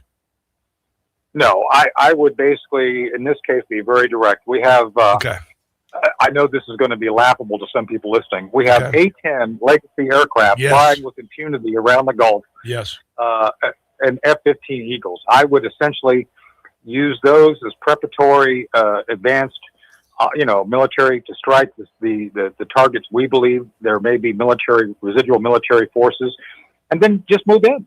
I'm not saying it's going to be easy. I'm not saying to be flippant. I'm just saying that, Rob, we have the technology, the weapon systems, and political will to do it. Yes. I don't think they can stop us. Will there be costs? Well, I don't think it's going to be Hiroshima level costs, which were significant. Yeah. But I see this as more of a Grenada type operation. If you remember the urgent cure, yes. So I think that's the level of op we're looking at. Yeah, I would have to agree with you because I think right now they are overwhelmed. I think that they've lost their. I mean, look at the capacity of their military. It's toast. Their navy is underwater. 90% of their missiles are gone. 90% of their air force is gone. What are they going to fight with, Tony? What hand to hand? I mean, honestly, and we have, our casualties have been very mild. We are still incredibly powerful. And we also have the Israelis helping. I have a feeling I have a feeling that there's a real possibility they'd be throwing their hands up and saying, you know what, I think we're done. Well, I think part of what we need to be looking at is the resumption of the Abraham Accords and the military part of that, which we proposed during the first Trump administration, the Gulf and Red Sea Treaty Organization, the NATO type organization that would be part of the Abraham Accords, and allow for the Arab nations to be our partners, much like we did in the Iraq invasion. Yes. And so I'm personally surprised that we haven't seen more of an initiative publicly touted like this, because, clearly this is something I worked on during the first Trump administration, is trying to pull together our Arab allies. Well, you'd think Saudi, because they attacked Saudi, for God's sake, and Saudi's got a gigantic air force thanks to us. Pony up. Pony up. Listen, Tony Shaffer, can you hold on through the break? I've got much more I want to cover on the other side of the break. Sure. All right, let's take a break and come back. This is the Rob Carson Show.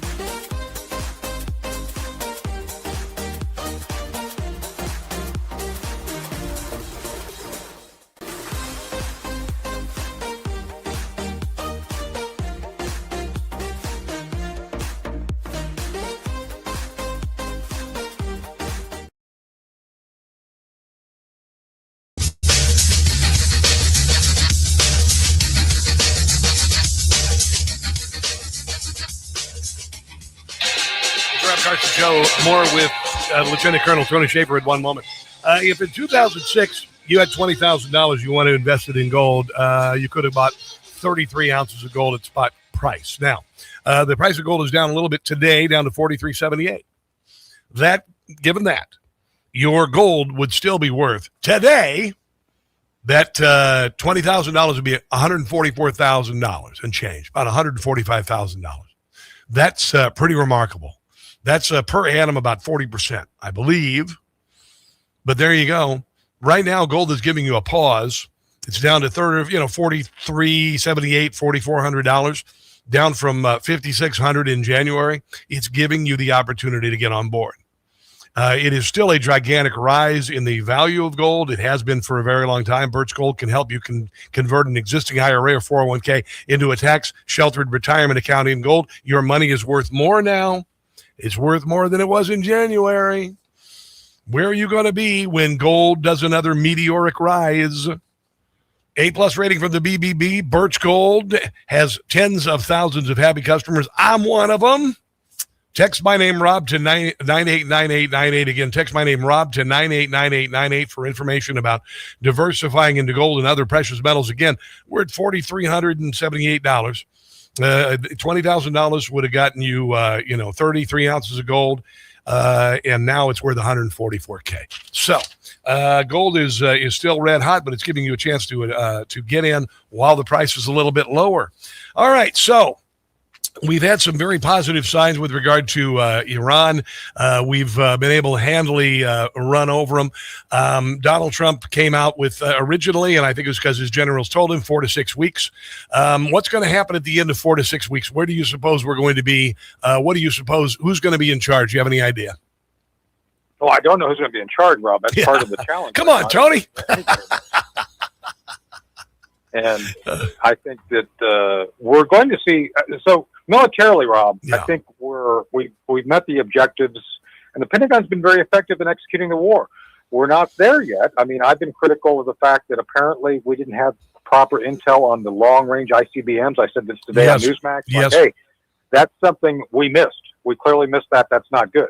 What else are we missing? So there's some things we have to do better. I'm going to be critical of our own side when they don't do as good a job as they should. I think that was a shortcoming, but for the most part, I think by the beginning of April, President Trump's going to announce some level of ending the war and ending the military use of military force as a tactic. I think we're going to go into a diplomatic negotiation. I think that's where we're at right now. So by next week, I think we're going to be talking about the end of combat operations as at the current pace right now. Now, I had heard that and seen actually online that Israeli intelligence is on the ground there, that the Iranian people are telling them where IRCG members are, and they're taking them out. They're taking them out with drones and whatnot. That's got to have the IRCG on their heels. It does.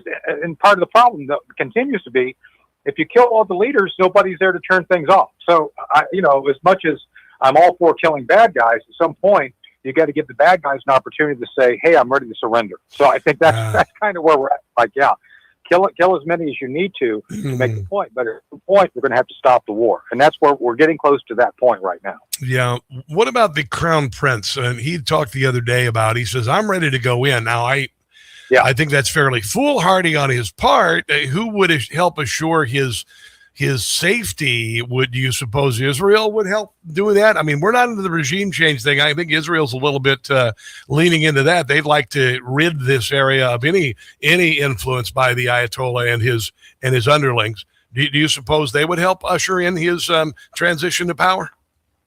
So the Israeli objectives and U.S. objectives differ in this area. So I think the Israelis would like to see continued and sustained chaos in Iran. I'll just be blunt. I don't think the Israelis have any love for any strong Iranian state coming back, period. Yeah. So this is why they struck some of the economic targets.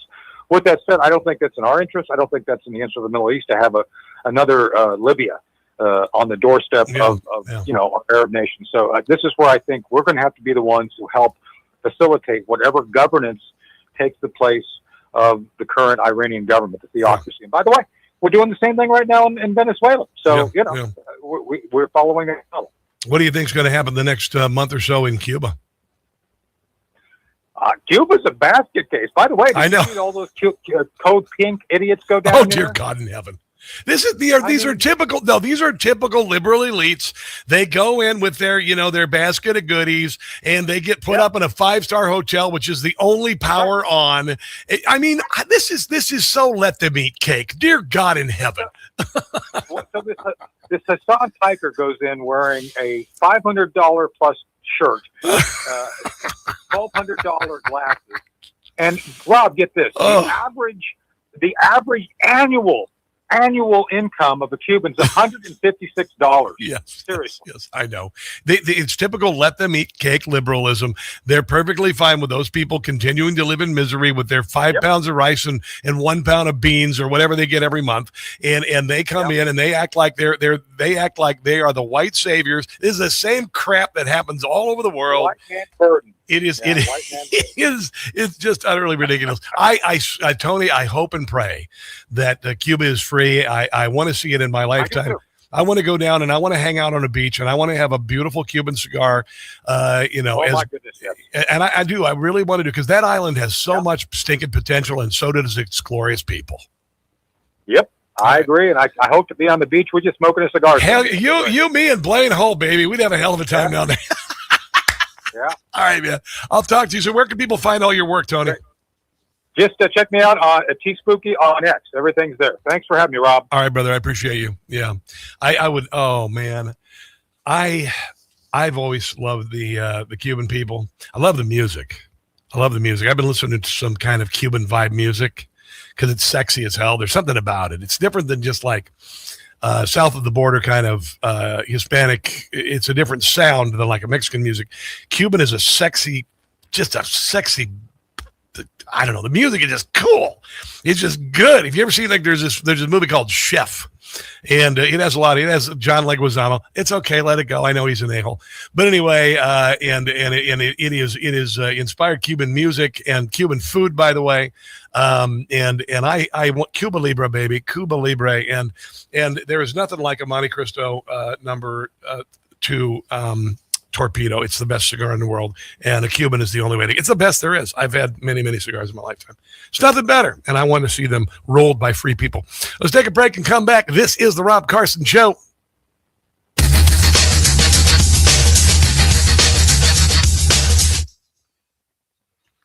Monte Cristo Torpedo is the best cigar in the world. I think it's called the number 2. It might be the number 3. Monte Cristo,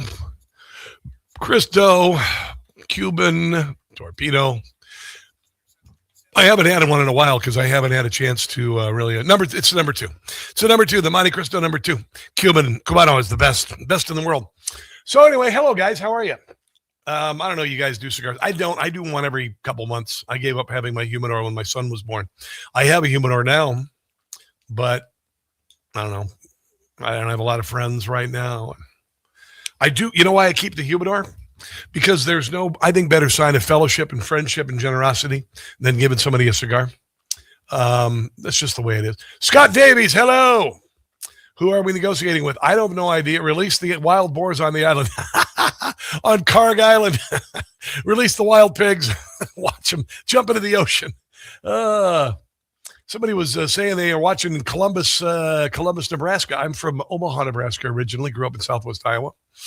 Iowa, Nebraska on Thursday night, Sweet 16. This is going to be big. This is going to be. I had a divided household growing up between Iowa and Nebraska. This is going to be exciting. I'm excited for both teams. Nebraska looks really good, by the way, and Iowa just upset Florida. It was kind of fun to watch the Hawkeyes. So, yeah, Iowa boy, grew up on the Nebraska side. So half of my family like Huskers, half of them like the Hawkeyes. Not so much Iowa State. I have nothing against Iowa State. We just didn't follow Iowa State. We did Iowa. All right. It's time for me to talk again. Hold on. I got to find something funny here. Hold on one second. Maybe I'll play that again. Let's do that. Here we go. It's about 3:10 here.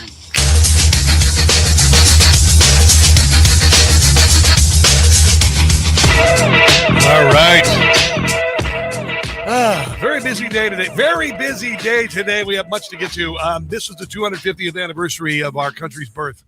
And if you've been listening to the show for a while, you know how I feel about serendipity and about how history has brought us together. History brought us together. Donald Trump, we were being attacked. Donald Trump was being attacked. You know, we were censored. We watched as our presidential candidate was, arrested and perp walked, and they tried to take him off the ballot, tried to put him in jail for, whatever. Our Jan 6ers protesters were thrown in jail for 4 years without a trial, and ultimately Donald Trump won despite all the odds. And I said, I'm going to move to Washington, D.C. because I wanted to bring you here with me. And now you have an opportunity to come here with me because we have got this trip planned to Washington, D.C., and I would love to have you get on board October 25th through the 29th, a couple days after my birthday. I don't need a present. Your presence will be enough. We are going to be doing a 5-day, 4-night trip to Washington, D.C., tour the White House Visitor Center, step into the halls of democracy with a guided tour of the U.S. Capitol building. I know people. I can get in places nobody else can. Visit Arlington National Cemetery, see the changing of the guard, stand in awe before the towering figure of Abraham Lincoln and the Lincoln Memorial, the reflecting pool, the World War II Memorial. Oh, my God, you've got to see it. The Vietnam Veterans Memorial, Jefferson Memorial, the mall with all of the museums. The Air and Space Museum is spectacular. I've been in all of them. Our adventure includes premium hotel accommodations, 4 nights, the heart of D.C., 6 meals, ground transportation, guides, and gratuities. Space is limited. Here's the website. Write it down so you could talk about it with your sig other or whatever. Make a plan. October 25th to the 29th, travelwithrob.net. Travelwithrob.net. Cruise and Tour is doing this for us. Travelwithrob.net, or you can call this number. 800-383-3131. I'm taking days off for this. I want to be with you when we go to the different locations and we see things, and you're going to see them through my eyes because I am like a big kid here, and we're going to have the time of our lives.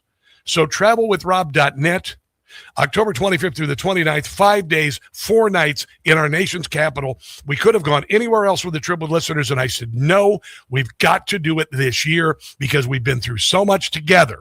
We've been through so much together, and you come here and we're going to do a victory lap, and we're going to celebrate this glorious country, October 25th through the 29th. Travelwithrob.net. Travelwithrob.net.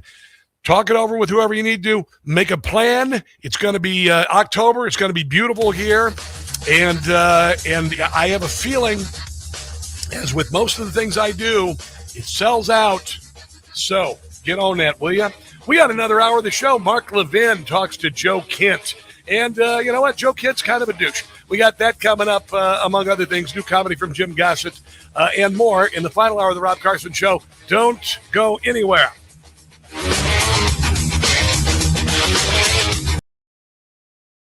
No blind rhetoric. No talking down to me. Don't tell me how to think. Don't tell me how to think. Don't tell me how to think. I trust Newsmax. Newsmax. They don't tell me how to think.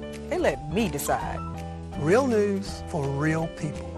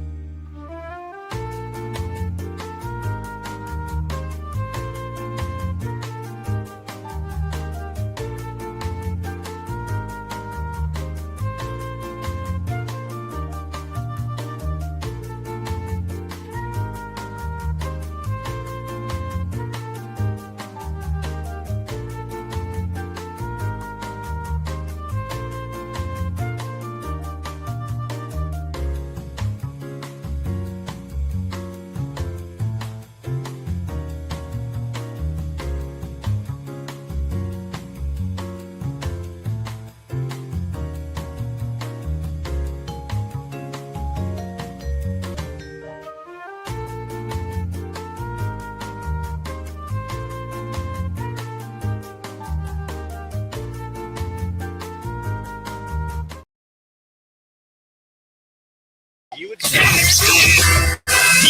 about to hear the most interesting, I'm hearing sound on there. provoking, and funny show in America. On air and on the World Wide Web. This is the Rob Carson Show. This is the Rob Carson Show.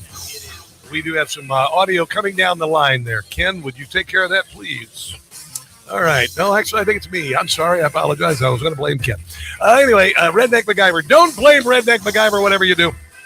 It was kind of funny. My producer, Ken, who I do call Redneck MacGyver, a lot of the times gets referred to as Redneck MacGyver by you people who are chatting. I'm trying to stop this audio. What the heck? Stop. There you go. Termination. Okay, see, it wants to has start. achieved something. Stop. There you go. Anyway, I call him Redneck MacGyver. A lot of people don't know the legend of Redneck MacGyver. You see, a couple of years ago, I bought one of these electric bikes. Isn't it kind of funny how lazy we've gotten that now every mountain bike has a giant battery in it and is essentially a motorcycle? Right, really? I mean, honestly, we used to actually pedal bikes and stuff. And listen, I kind of find it to be nice because, I'm not 25 anymore, and I like to go off-road and whatnot. And if you're training, it's kind of a good thing. It's kind of a good thing to have the electric motor there. You can give you a little boost, So anyway, so I buy this electric bike, right? And this thing's pretty badass. And I could put it like on an assist of 5 on a flat trail, and I could pedal 30 miles an hour on that friggin' bike. And my friend, my producer, Ken, Redneck MacGyver, who, by the way, he's got a new pickup truck. He used to drive an old Chevy. What the hell? I don't even know what it was. Anyway, and he would have a kayak in the middle from the back of the bed of the truck through to the dash. So you can imagine what his dating life is like. A kayak through the middle, right up to the dash, okay? So he orders one of these bikes. Well, just like me, it's not a real expensive bike. It's like $700. It's not one of those $3,000 stupid bikes. But anyway, he gets the same bike. So I'm like, okay, cool, Redneck MacGyver. He wants to work out and stuff with Rob because, I'm a big fitness guy. And he called me a few days later and says, Rob, I said, what?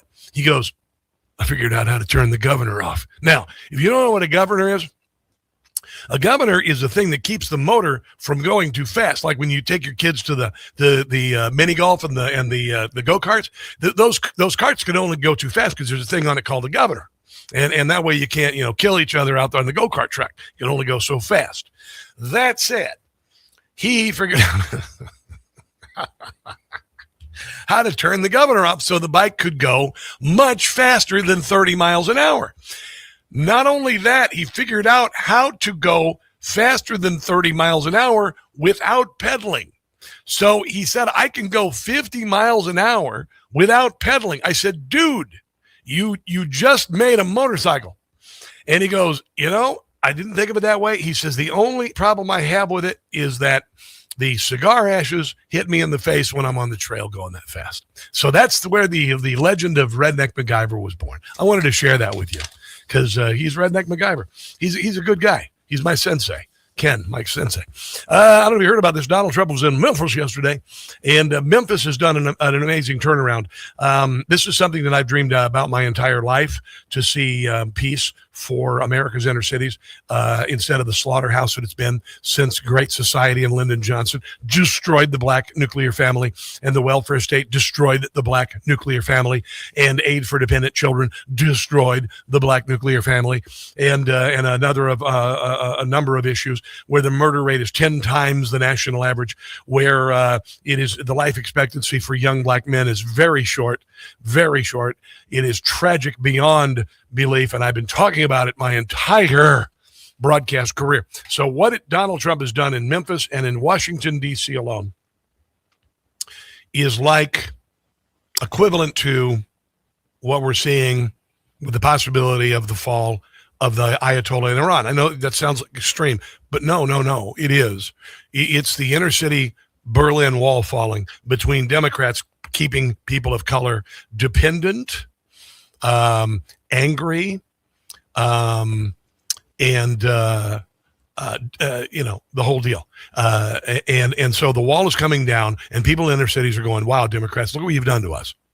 And Donald Trump has gone into Memphis and turned things around. Here is Stephen Miller talking about the history that's being set in cities like Memphis by Donald Trump, who's finally the first president in our lifetimes unless you're over 65, to do something about this. Determination has achieved something that if you had predicted it 15 months ago, people would have said it was impossible. If you had said 15 months ago that we would achieve the lowest national murder rate, not in 5 years or 10 years or 15 or 20 or 30 or 40, but in the 125 years, nobody would have believed. Have you heard a single Democrat say that's a good thing? Have you heard a single damned Democrat celebrate that? No, you also haven't heard them celebrate Iranians dancing for joy. They haven't celebrated the possibility of the collapse of communism in Cuba and the Cuban people finally breathing free. None of it. Because the Democrat Party is so broken intellectually and morally bankrupt and hate Donald Trump so much, they'd rather have people live in misery, like TSA agents. Believed it possible. And President Trump did exactly that, and it is a miracle. Yeah, it is. Absolute miracle. Just think about this for a second. Under President Trump's leadership, the largest reduction in murders in American history, the largest reduction in violent crime in American history, the largest reduction in drug overdose deaths in American history, the largest reduction in fentanyl in American history, the largest reduction in illegal immigration in American history, and the largest number of criminals arrested, removed, or deported in American history, all done in 1 year. This is an extraordinary presidency thus far. And again, the Democrat Party can do nothing but howl as they disappear into the pits of hell, as they fall into the pits of hell. Here's Pete Hegseth. He was there yesterday talking about a statement not just in this city, but across the nation. When I look around this table, I'm looking at people that we work with every day: Governor, Cash, this team, the National Guard, Pam, Stephen, as was mentioned, Gaddy, the Speaker, at the federal level and the state level, working hand in glove. It doesn't happen any other way. You see, before President Trump, our nation was set on a perpetual course of decline. Think about how miserable things were. With an open border, with woke nonsense, with our cities burning because of Black Lives Matter, with division, screaming that white supremacy, all of this, with inflation going through the ceiling. I don't know if you, but see, listen, I live in D.C. The people who live in D.C. never felt what we felt when Joe Biden was the president. They never understood, seeing your grocery cart at Walmart. You used to be able to put $250, fill the cart. Now you can only fill the bottom of the cart for $250. They didn't see the cost of chicken breast go from $1.88 to $2.98. That's a 50% increase. That's just chicken breast. Ground beef, so unaffordable, you couldn't make hamburger helper anymore. You just made the helper. And then you had to go to work. And then you saw the price of housing. Oh, God, I got something I want to share something with you from Joe Rogan in a second here about the cost of housing and the printing of money that is pretty remarkable. But you see the elites in Washington, D.C. with their government jobs that pay 70% more than average jobs, and to do with when you consider all the retirement and all the benefits and everything, 70% more than a regular job in the Midwest. So they didn't know any of this. Our defense industrial base had been hollowed out.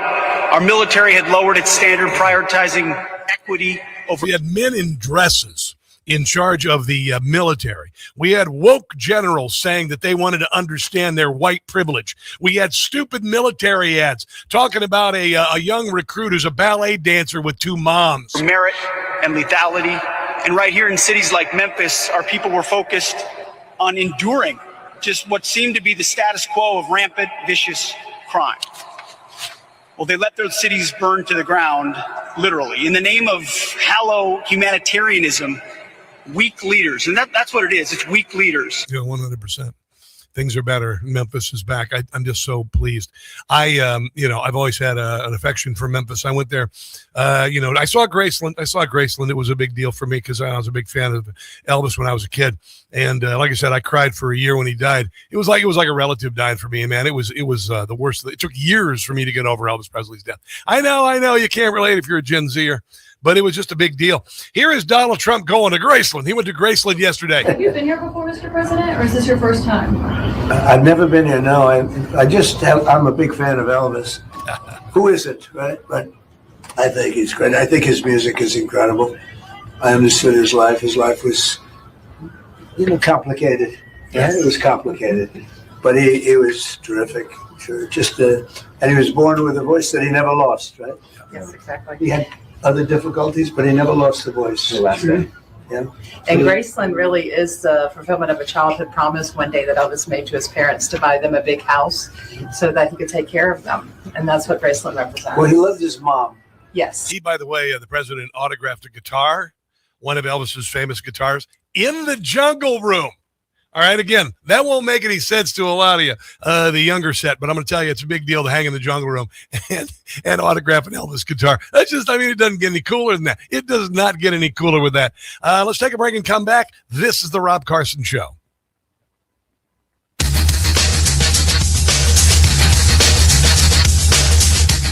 Not to scare you, but AI has completely changed the cyber.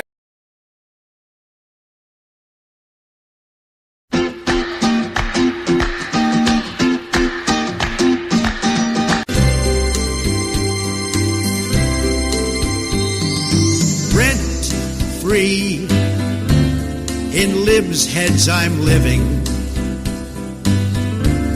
The fits I am giving to Whoopi, Sonny, and Joy.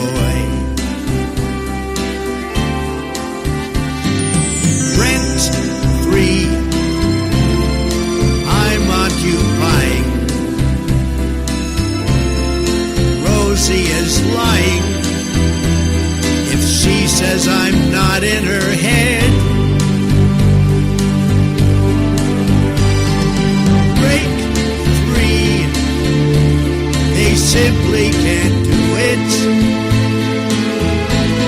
When you get down to it, they have TDS real bad. Hatred, just watch it as it spreads, because inside their heads I live. Rent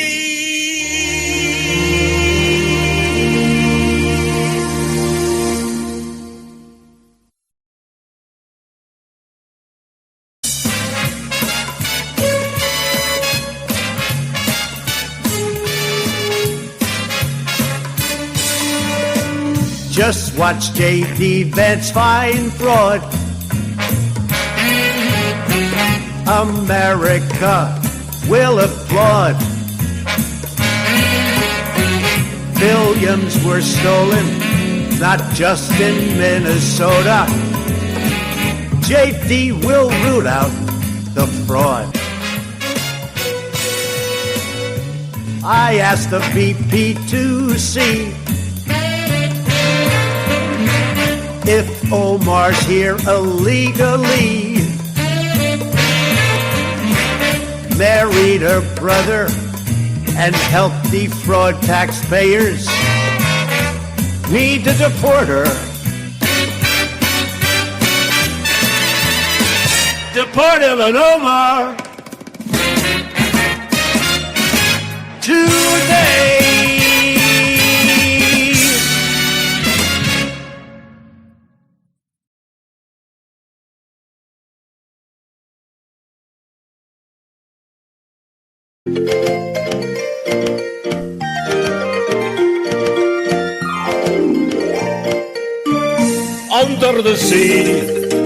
Under the sea, it isn't better down where it's wetter, take it from me. Our Navy has gone down to defeat, they've taken down most of our fleet, nowhere to hide, our ships reside under the sea. One by one our ships are sinking, U.S. forces have won the day. It's enough to make me start drinking as the torpedo heads my way. Our Navy faces complete destruction, soon we'll have no ships in the sea. Hormuz has become one big graveyard, drunk and declare sweet victory. Began under the sea, under the sea. How we abhor the ocean floor, it's not for me. Iran has fought this war in vain. Here comes a U.S. Air Force plane.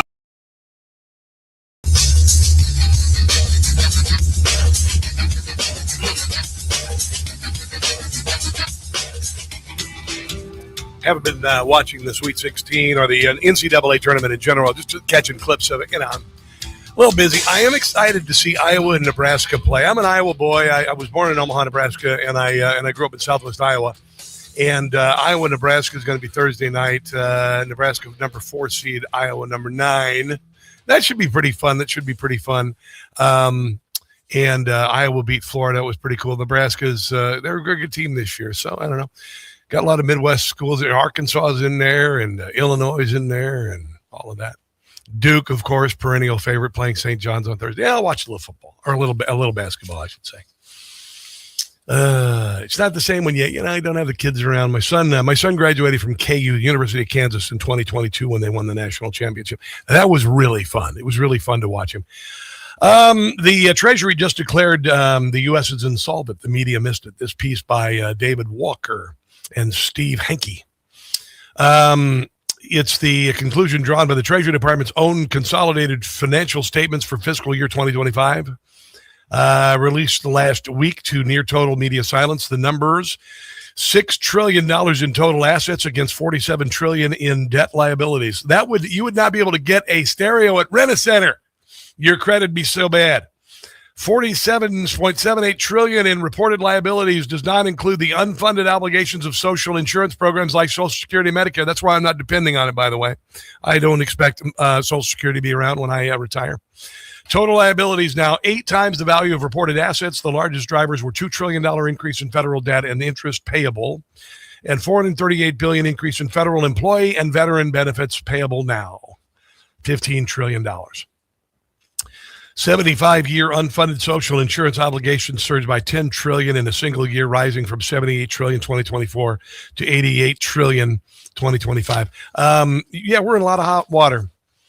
If the $88 trillion and 75-year off-balance sheet obligations were added to the $47 trillion in official balance sheet liabilities, total federal obligations now exceed $136 trillion. What does this mean to you? Well, let's put it in perspective. You ready for this? You better sit down. So if your household, just use this as an example, earned $52,000 a year, and you spent $73,000 a year, that's the country right now, running a $20,000 deficit. Its total liabilities and unfunded promises amount to, are you ready? $1,361,000 against $60,000 in assets, leaving $1.3 million in a hole. Uncle Sam, by any accounting standard, is insolvent. Some things we could do: Congress should call Article 5 convention limited to proposing a fiscal responsibility amendment to the U.S. Constitution, sponsored by Jody Arrington of Texas, modeled on Switzerland's debt break. Such an amendment would mandate a balanced budget over the business cycle and prohibit federal spending from growing faster than the U.S. economy. It's never going to happen because we have too many damn corrupt people in charge of Washington, D.C. who just print frickin' money and enrich their friends and loot the Treasury. That's it. Pierre Poilievre, hopefully one day Prime Minister of Canada, joined Joe Rogan to talk about this. I thought it was a fascinating conversation. One of the reasons why I like Rogan. Rogan is a very curious, intellectually curious gentleman. I don't agree with him politically on a lot of the stuff, but this is fascinating. Listen. Just making dollar bills with making dollar bills with nothing behind it. Nothing. Like Joe Biden, he printed money and caused inflation to go through the ceiling. To back it. This is the biggest fraud perpetrated on the working class people in the last 100 years. Printing money is just insane. It's just the idea you just print more money. It's like, and people go, oh, okay. Well, it looks painless at first, right. But if you have an economy with 10 apples and $10, it's $1 an apple. Mm-hmm. You double the number of dollars to 20, but you still only have 10 apples. Well, all of a sudden it's $2 an apple. Huh? It's not that the cost of apples has gone up. It still costs the same resources to grow and pick the apples. It's that the price has gone up because the value of the money has gone down. Right. Yeah. So in America, and you're making the same amount of money. Last 55 years, you've doubled the number of homes in America from about 70 million to 150 million. Yep. You know how much the money supply has grown? What? 30 times. Whoa. So you have twice the homes, but 30 times the cash. So what's happened? housing costs have gone up 15-fold in 55 years. Yeah. And now an entire generation of kids can't afford homes. We have exactly the same problem in Canada. Yeah. This is the biggest wealth transfer from the working class to the elites, from I say the have-nots to the have-yachts. And Washington and Wall Street love it, by the way, because it inflates the stock market, inflates the bureaucracy. Politicians get to spend, CEOs get their stocks inflated. But it destroys the working people, and we need to get back to hard money. Everything should be getting cheaper, by the way. You know, it takes 60 to 80% less resources to grow food. We grow 4 times the food on the same acre, get 4 times as much milk from the same cow. We use 80% less water and fertilizer. So why isn't it that food is not less expensive? It's because all of those gains are being erased by monetary inflation. Yeah. And remember when they printed all the money in Joe Biden's administration, we increased the size of the government 40%. We came up with, this massive COVID spending bullcrap package. You know what happened after that? Price of a house doubled. Average price went from like $239,000, which is what I bought my house for about 7 years ago in Kansas City, to $400,000. You're still making the same amount of money. Interest rates tripled. From 2.9%, which was my mortgage rate right now that I signed for 7 years ago, to now it's coming down. Thank God, Donald Trump is bringing it down. The jackass in charge of the Fed is keeping them high. But I don't know how you afford it. Listen, I live in Northern Virginia right now, and you can't start looking at a house for $700,000. And I'm not going to spend $700,000 or $1 million on a house. I'm not going to do it. I'm not going to pay $6,000, $7,000, $8,000 a month. And it's ridiculous. And you have to buy a shack. So that's why renting is such a big deal. That's why a 1-bedroom apartment costs you $2,500, which is, by the way, cheap compared to New York City, where it's $5,000. It is utterly ridiculous. And we've got to get this fiscal house in order. And this isn't on us. It's just made life really, really bloody hard for us. And then you look at the amount of taxes that we get taxed every year. I mean, listen, if I didn't have to pay the massive amount of taxes I have to do quarterly, I'd be able to put away some money for retirement. I could be looking at a reasonable date for retirement. Could have paid for my kids' education, all of this. But that's the only complaint I had about Donald Trump's first term in office is he needed to be more of a budget hawk. And something's going to have to be done about it. Because particularly for the younger generation. And I'm talking to Logan Raddick is a reporter for Newsmax, and he and his young wife, they just got married. He's 30 years old. They're looking for a house. What kind of income do you need for a $700,000 house? They say that you need to 2.5 times your income to afford the house. The amount of money that he would have to make to buy a $700,000 house is ridiculous. So it is terribly, terribly frustrating. All right, so coming up, I want to get into this interview. Mark Levin had Joe Kent on. Joe Kent came on to talk about why he betrayed the U.S. military. Yeah, I'll put it that way. We'll get to that on the other side of the break. Also, by the way, there's the case in front of the Supreme Court to get rid of voting being mail-in ballots being counted after Election Day. The reason why Democrats love that is because they can look the day after the Election Day and say, how many ballots do we need to print up to make sure a Democrat wins? And yes, it happens. Just give me a break, okay? And it looks like there's people on the Supreme Court leaning against counting ballots after Election Day, making Election Day, and it's about time. That's on the other side of the break. This is the Rob Carson Show.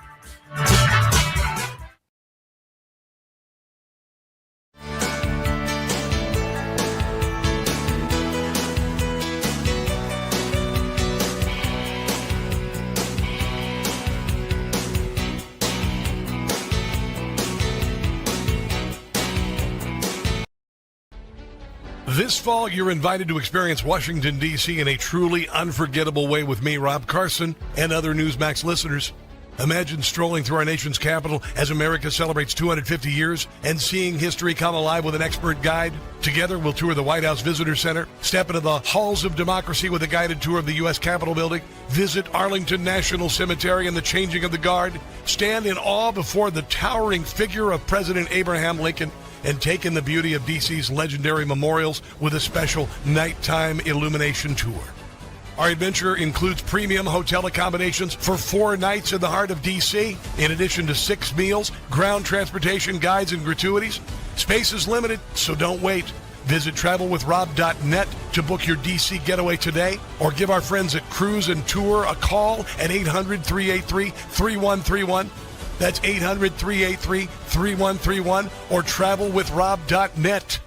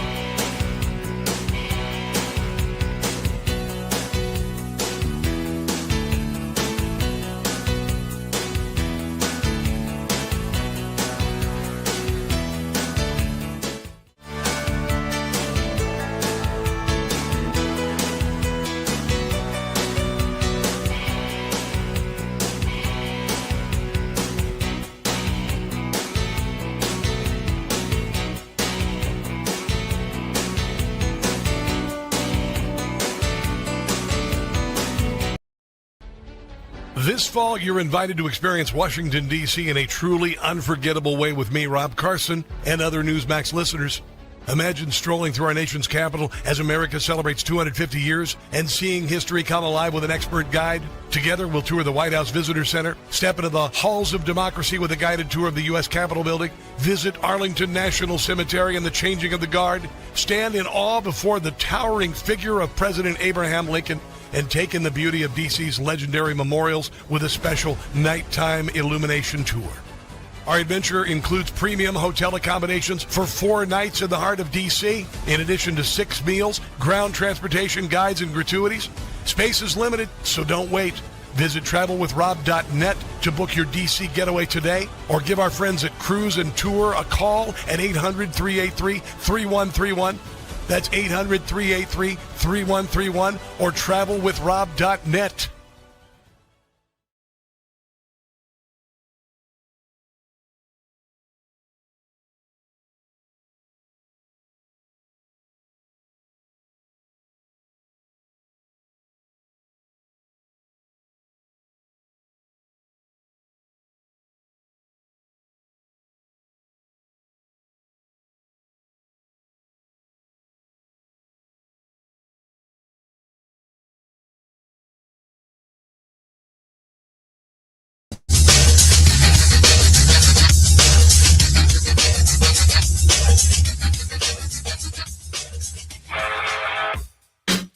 It is the Rob Carson Show on radio stations across the country, of course, streaming on Newsmax social media.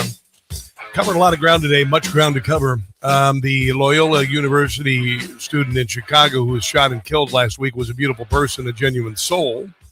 Campus leaders said amid a mourning over her murder, Sheridan Gorman was shot and killed on March 19th while walking with her friends near the Jesuit University campus. She went out to see the Northern Lights. She was murdered by an illegal alien who was let in by Joe Biden and the Biden administration, Alejandro Mayorkas.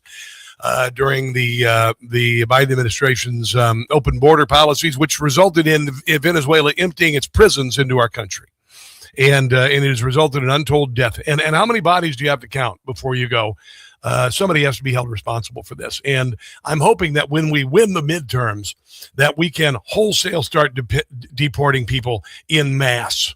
Everybody who came across the southern border during the Biden administration. Sorry, bye. Do it right. Do it right. Bye. We have been slapped by the third world. Anyone in any Somalian who signed their kid up who didn't have autism to get paid to pretend their kid had autism, you all need to go home. Bye. You're done. You lose your citizenship. Ilhan Omar, you lose your citizenship. Goodbye. Anyone who is here, who is protesting violently, anti-Semitic protests, pro-Islam, Sharia law in this country, denaturalized, booted out of the country. It's going to have to happen. It's going to have to happen. And boo friggity who, if you weren't born here and you don't want to assimilate to the culture and you don't want to adhere to the Constitution and the Bill of Rights and want to live the American dream, GTFO, we are not going to change for you. That's it. That's all. That's that. That said, the murder of this student, my daughter's 18, my daughter's 20 years old. And I mean, you always worry about your kids. And I got her an apartment. I found her an apartment. She went to art school.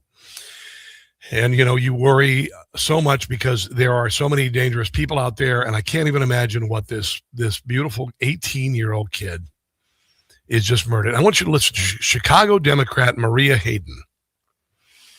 Went viral on social media for saying this. And it is one of the most outrageous things I could possibly imagine. And if you would have said this to me years ago, if I would have heard this years ago, I would have said this person is just evil. And now the thought that I have is this person is obviously a Democrat. And I mean it. It's absolutely true. Are you ready for what this woman has to say about this 18-year-old who went out to innocently walk with her friends? The guy jumps out wearing a mask, shoots her in the back of the head, kills her in an instant. Listen to this. Hold on. Let me get it fired up here. Make sure I got my thing going. Here, her name, by the way, Chicago Democrat Maria Hayden. The kids were out doing normal things people do in the neighborhood. And it sounds like this might have been a wrong place, wrong time, running into a person who had a gun. They might have startled this person at the end of the pier unintentionally. But that's all we know. So might have startled this person. Person just happened to be an illegal alien Venezuelan criminal. Might have startled him, and he got up and shot her in the back of the head. My God, I swear to God, you people are broken. For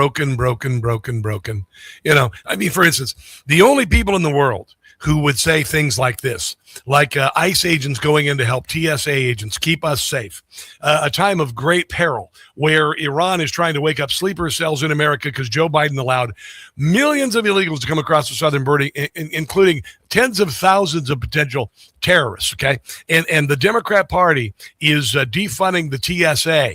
Okay, the people who keep us safe on planes, destroying their lives, destroying their families. Here in Washington, D.C., they're food banks. Food banks are taking food to the TSA agents. It's happening in Baltimore, the airport up there. They're taking food banks are feeding TSA agents. So Donald Trump says, all right, let's bring ICE agents in. Okay, ICE agents went in yesterday in places like Hartsfield, Atlanta, where wait times were 8 to 10 hours, and they were 40 minutes.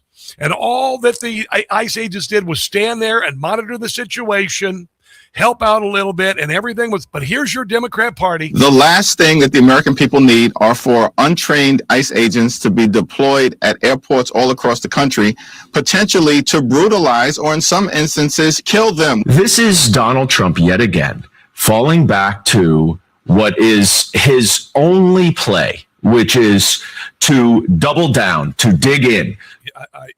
They're so broken. Cory Booker, who's insane, he did a filibuster because he's very dramatic by these very dramatic. Stop it.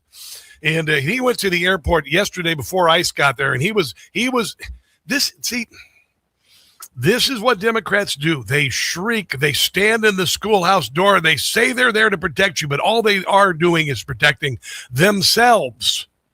Because once the light shines through, the rats of the Democrat Party have to scurry.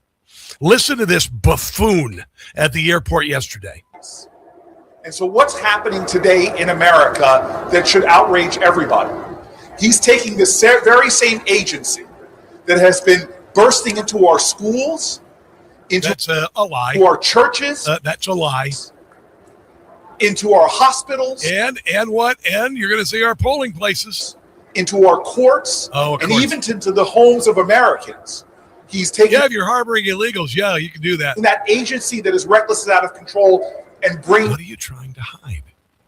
What do you got going on, Democrat Party, that you're trying to hide? Them to our airports under the lie that somehow this is going to help deal with the long lines that he created in the first place. No, he actually didn't. And if you listen to CNN yesterday, just immediately after, this is how stupid these Democrats are.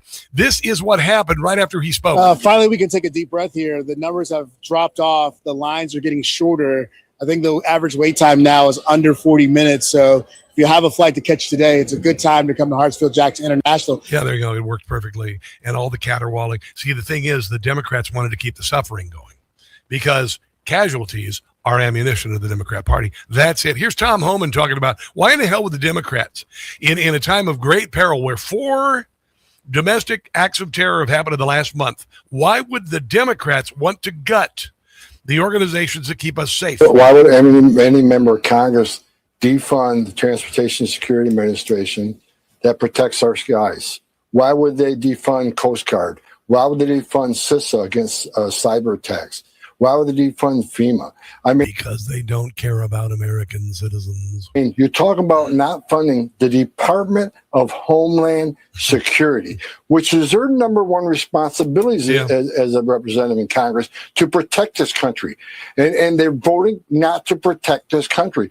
And look, Donald Trump made a brilliant move this week, and he called me and says, let's send ICE to the airport. I thought it was a smart move. And we're filling the holes. The wait lines already dropped. Yeah, there's a great piece in the New York Post.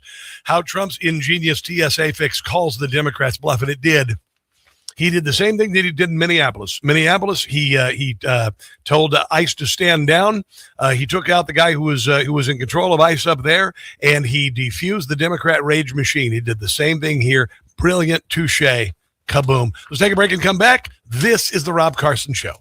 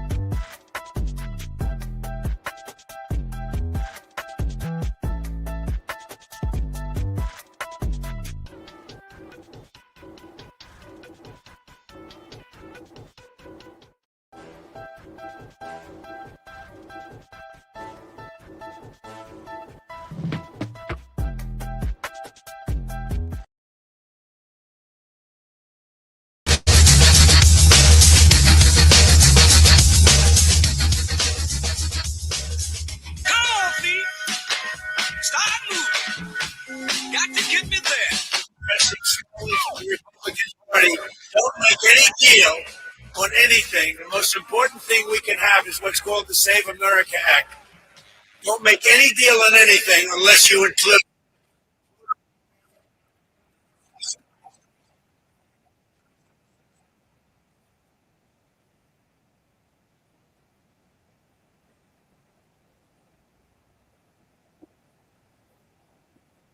Yeah, 100%. And the thing is, if the Democrat Party were so concerned about the American people, you need an ID for everything. You need an ID to pay your rent, to turn on your lights, to get married, to get a divorce, to get a fishing license, to do anything. You need an ID. You need to identify yourself. You're asked a dozen times a day for your identification. They are. They ask your social security number. They ask you your birth date. They have to text a code to your phone. There's a million ways you have to identify yourself. If the Democrat Party really thought that there are American citizens who were not able to have an ID, they would be putting on the table a Get Americans an ID Act, making sure going out in buses across the country to bring people in and get them their birth certificates, get their whatever. They don't want that. Do you know why that is? And I've told you this before. If it's the first time listening, do you know why that is? Because people, citizens of the United States, who either are naturalized citizens or were born here, who do not have ID, do not exist. They don't exist. If they did, there would be panels on MS now. 2 rows of people. Why don't you have an ID? Why has it been so hard for you to get an ID? Why don't you have an ID? Oh my God, you got married and now you got a divorce. Oh my God. Well, I hate to tell you this. You're going to have to do a lot more before November that'll require identification other than voting. It's very clear what is happening here. Duh. We're not stupid. There's a case before the Supreme Court. The RNC is bringing it with regard to not counting mail-in ballots the day after the election, because Democrats have a habit of loading up the ballot count days after the election, after they figure out how many votes they need to print up to win. The justices are wrestling with a question about whether states can count ballots received after Election Day in a case that could have an impact in nearly 30 Election Day should be Election Day. States that allow some kind of grace period.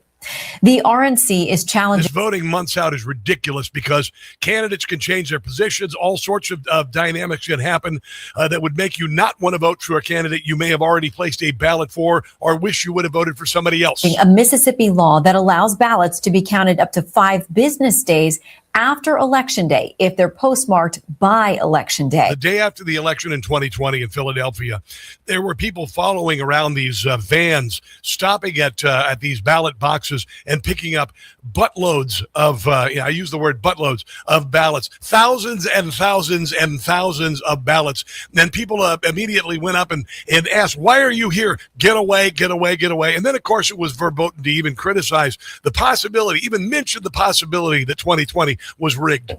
Justice Alito was among the biggest skeptics during Monday's arguments. Yeah, let's listen to Justice Alito talking yesterday about why Election Day should be Election Day. We have lots of phrases that involve 2 words, the second of which is day.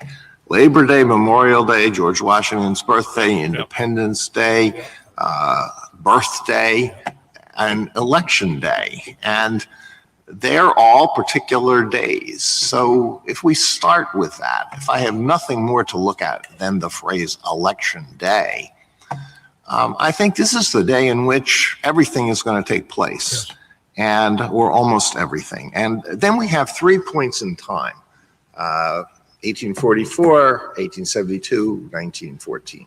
And we can ask, what would people have thought on those days is meant by this phrase Election Day? Which of those should we choose? Which of those days? It's a representative from the RNC, by the way, coming up. Well, I think you could choose any of the 3. I mean, honestly, I think the single best one, if you're just going to choose one, is 1872. And the reason I say that is because 1914 is the latest in time, but that's the one that Congress gave the least thought to. Yeah, and we need to have an election day. We need to make reasonable accommodations, and we need to stop infantilizing our population. We were built on rugged individualism. It is insulting to say that certain groups cannot get an ID for whatever reason. And again, you need an ID for a million things, and you're going to need it a million times before Election Day. It's very clear what the Democrat Party is doing. Legalized citizens, people who were born here, naturalized citizens who don't have ID do not exist. The only people who have proof of citizenship are non-citizens. Duh! It's that simple. It's that bloody simple. Honestly. Coming up, I'm trying to decide. I'll ask Brian in the break. Do you want to hear a James Carville, they're coming to take us away segment, or a crazy cat lady of the day? Because they both involve mental illness and TDS. So I'll ask Brian, because I'll only have room for one of them on the other side of the break. In the meantime, let's go ahead and take that break. This is the Rob Carson Show.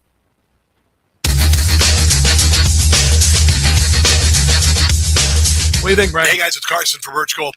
I would say crazy cat ladies. Let's do crazy cat lady. Okay. $20,000. Although you can ask the streamers. What do they think? All right, let's ask the streamers. At today's prices, that's a good idea, Brian. Ounces of gold would be worth streamers. What do you want to hear? $165,000 or crazy cat Smart lady Americans diversify a portion of their savings into precious metals. That's why you need to consider buying gold from my friends at Birch Gold.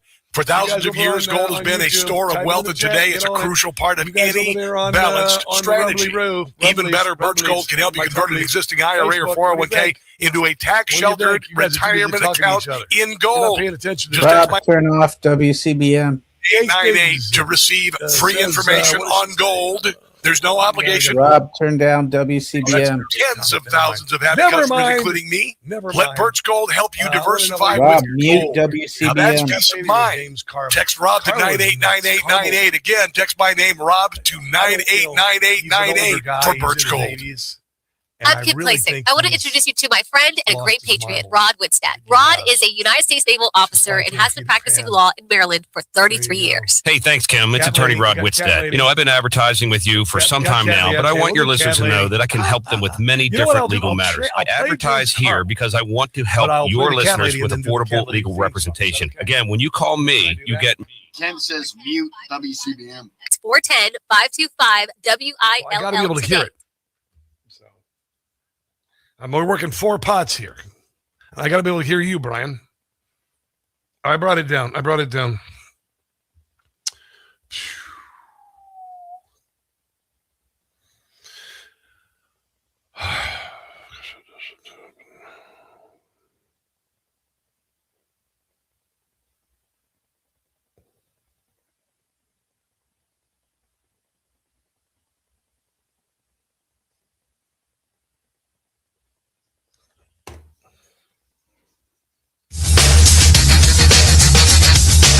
Yeah, 4.5 here. All right, so we did a poll online.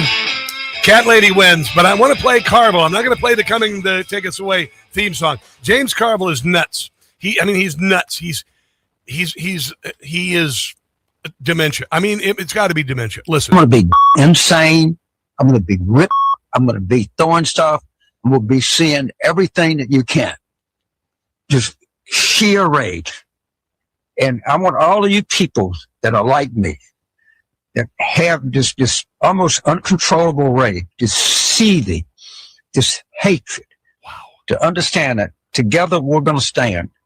Okay, was it the freeing the people in Iran and killing the Ayatollah and bringing down crime in America to record lows? We know what this country was. We know what this country can be. Was it closing the border? Was it all the reductions in fentanyl deaths?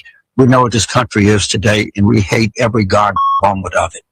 If we're not going to change, we're going to be the same. We're fixing our visions. You can mock us. You can make fun of us. This is, the death spiral into hell, the Democrat Party. He's demon number one.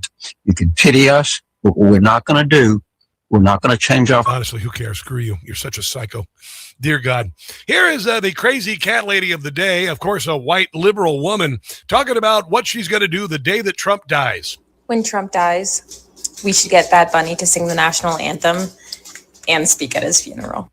When Trump dies, there should be a punch, like a punching bag. By the way, Charlemagne the God, who is a moron, pop culture, music jock, Hollywood dish, morning zoo moron, said that when Trump dies, it should be like Mardi Gras. You know what, Charlemagne? Fuck God. Go back to your moron pop culture nonsense. With his face on it near his grave.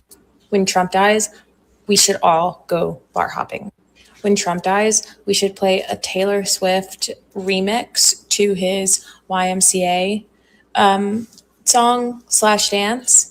When Trump dies, Stephen Miller and everyone from the Heritage Foundation should be prosecuted. For what? For stuff. Okay. like everyone who has. Wow, I got to tell you, honestly, get some help because you're not supposed to be evil like that. There's something broken about you. Well, they have a lot of cats, and they're all Democrats. We call them Karens. Wow. They have a whiny voice. They are all pro-choice and mostly barren. What is wrong with you people? They're cat ladies. Whoa, whoa, whoa, they're cat ladies. Talking about some miserable ladies. You need to get a life. Who have clearly lost their minds. You need a good man is what you need. These Karens don't like ice. They often pay a price mistakes they're making. Does cat hair do that to people? Is that what it is? Karenism is their curse. Could go to jail or worse for their law breaking.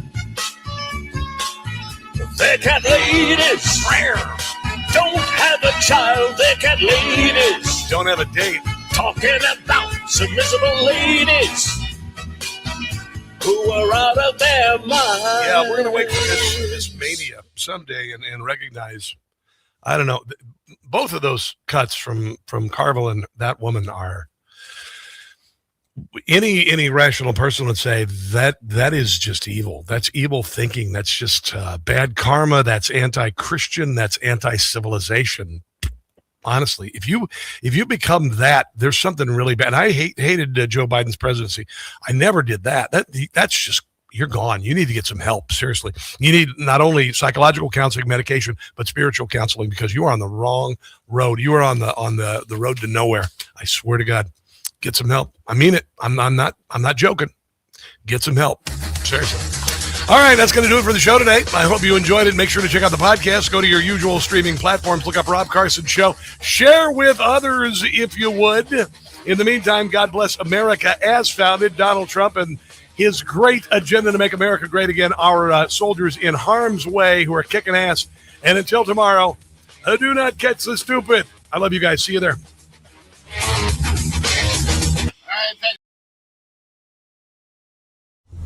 Information. Truth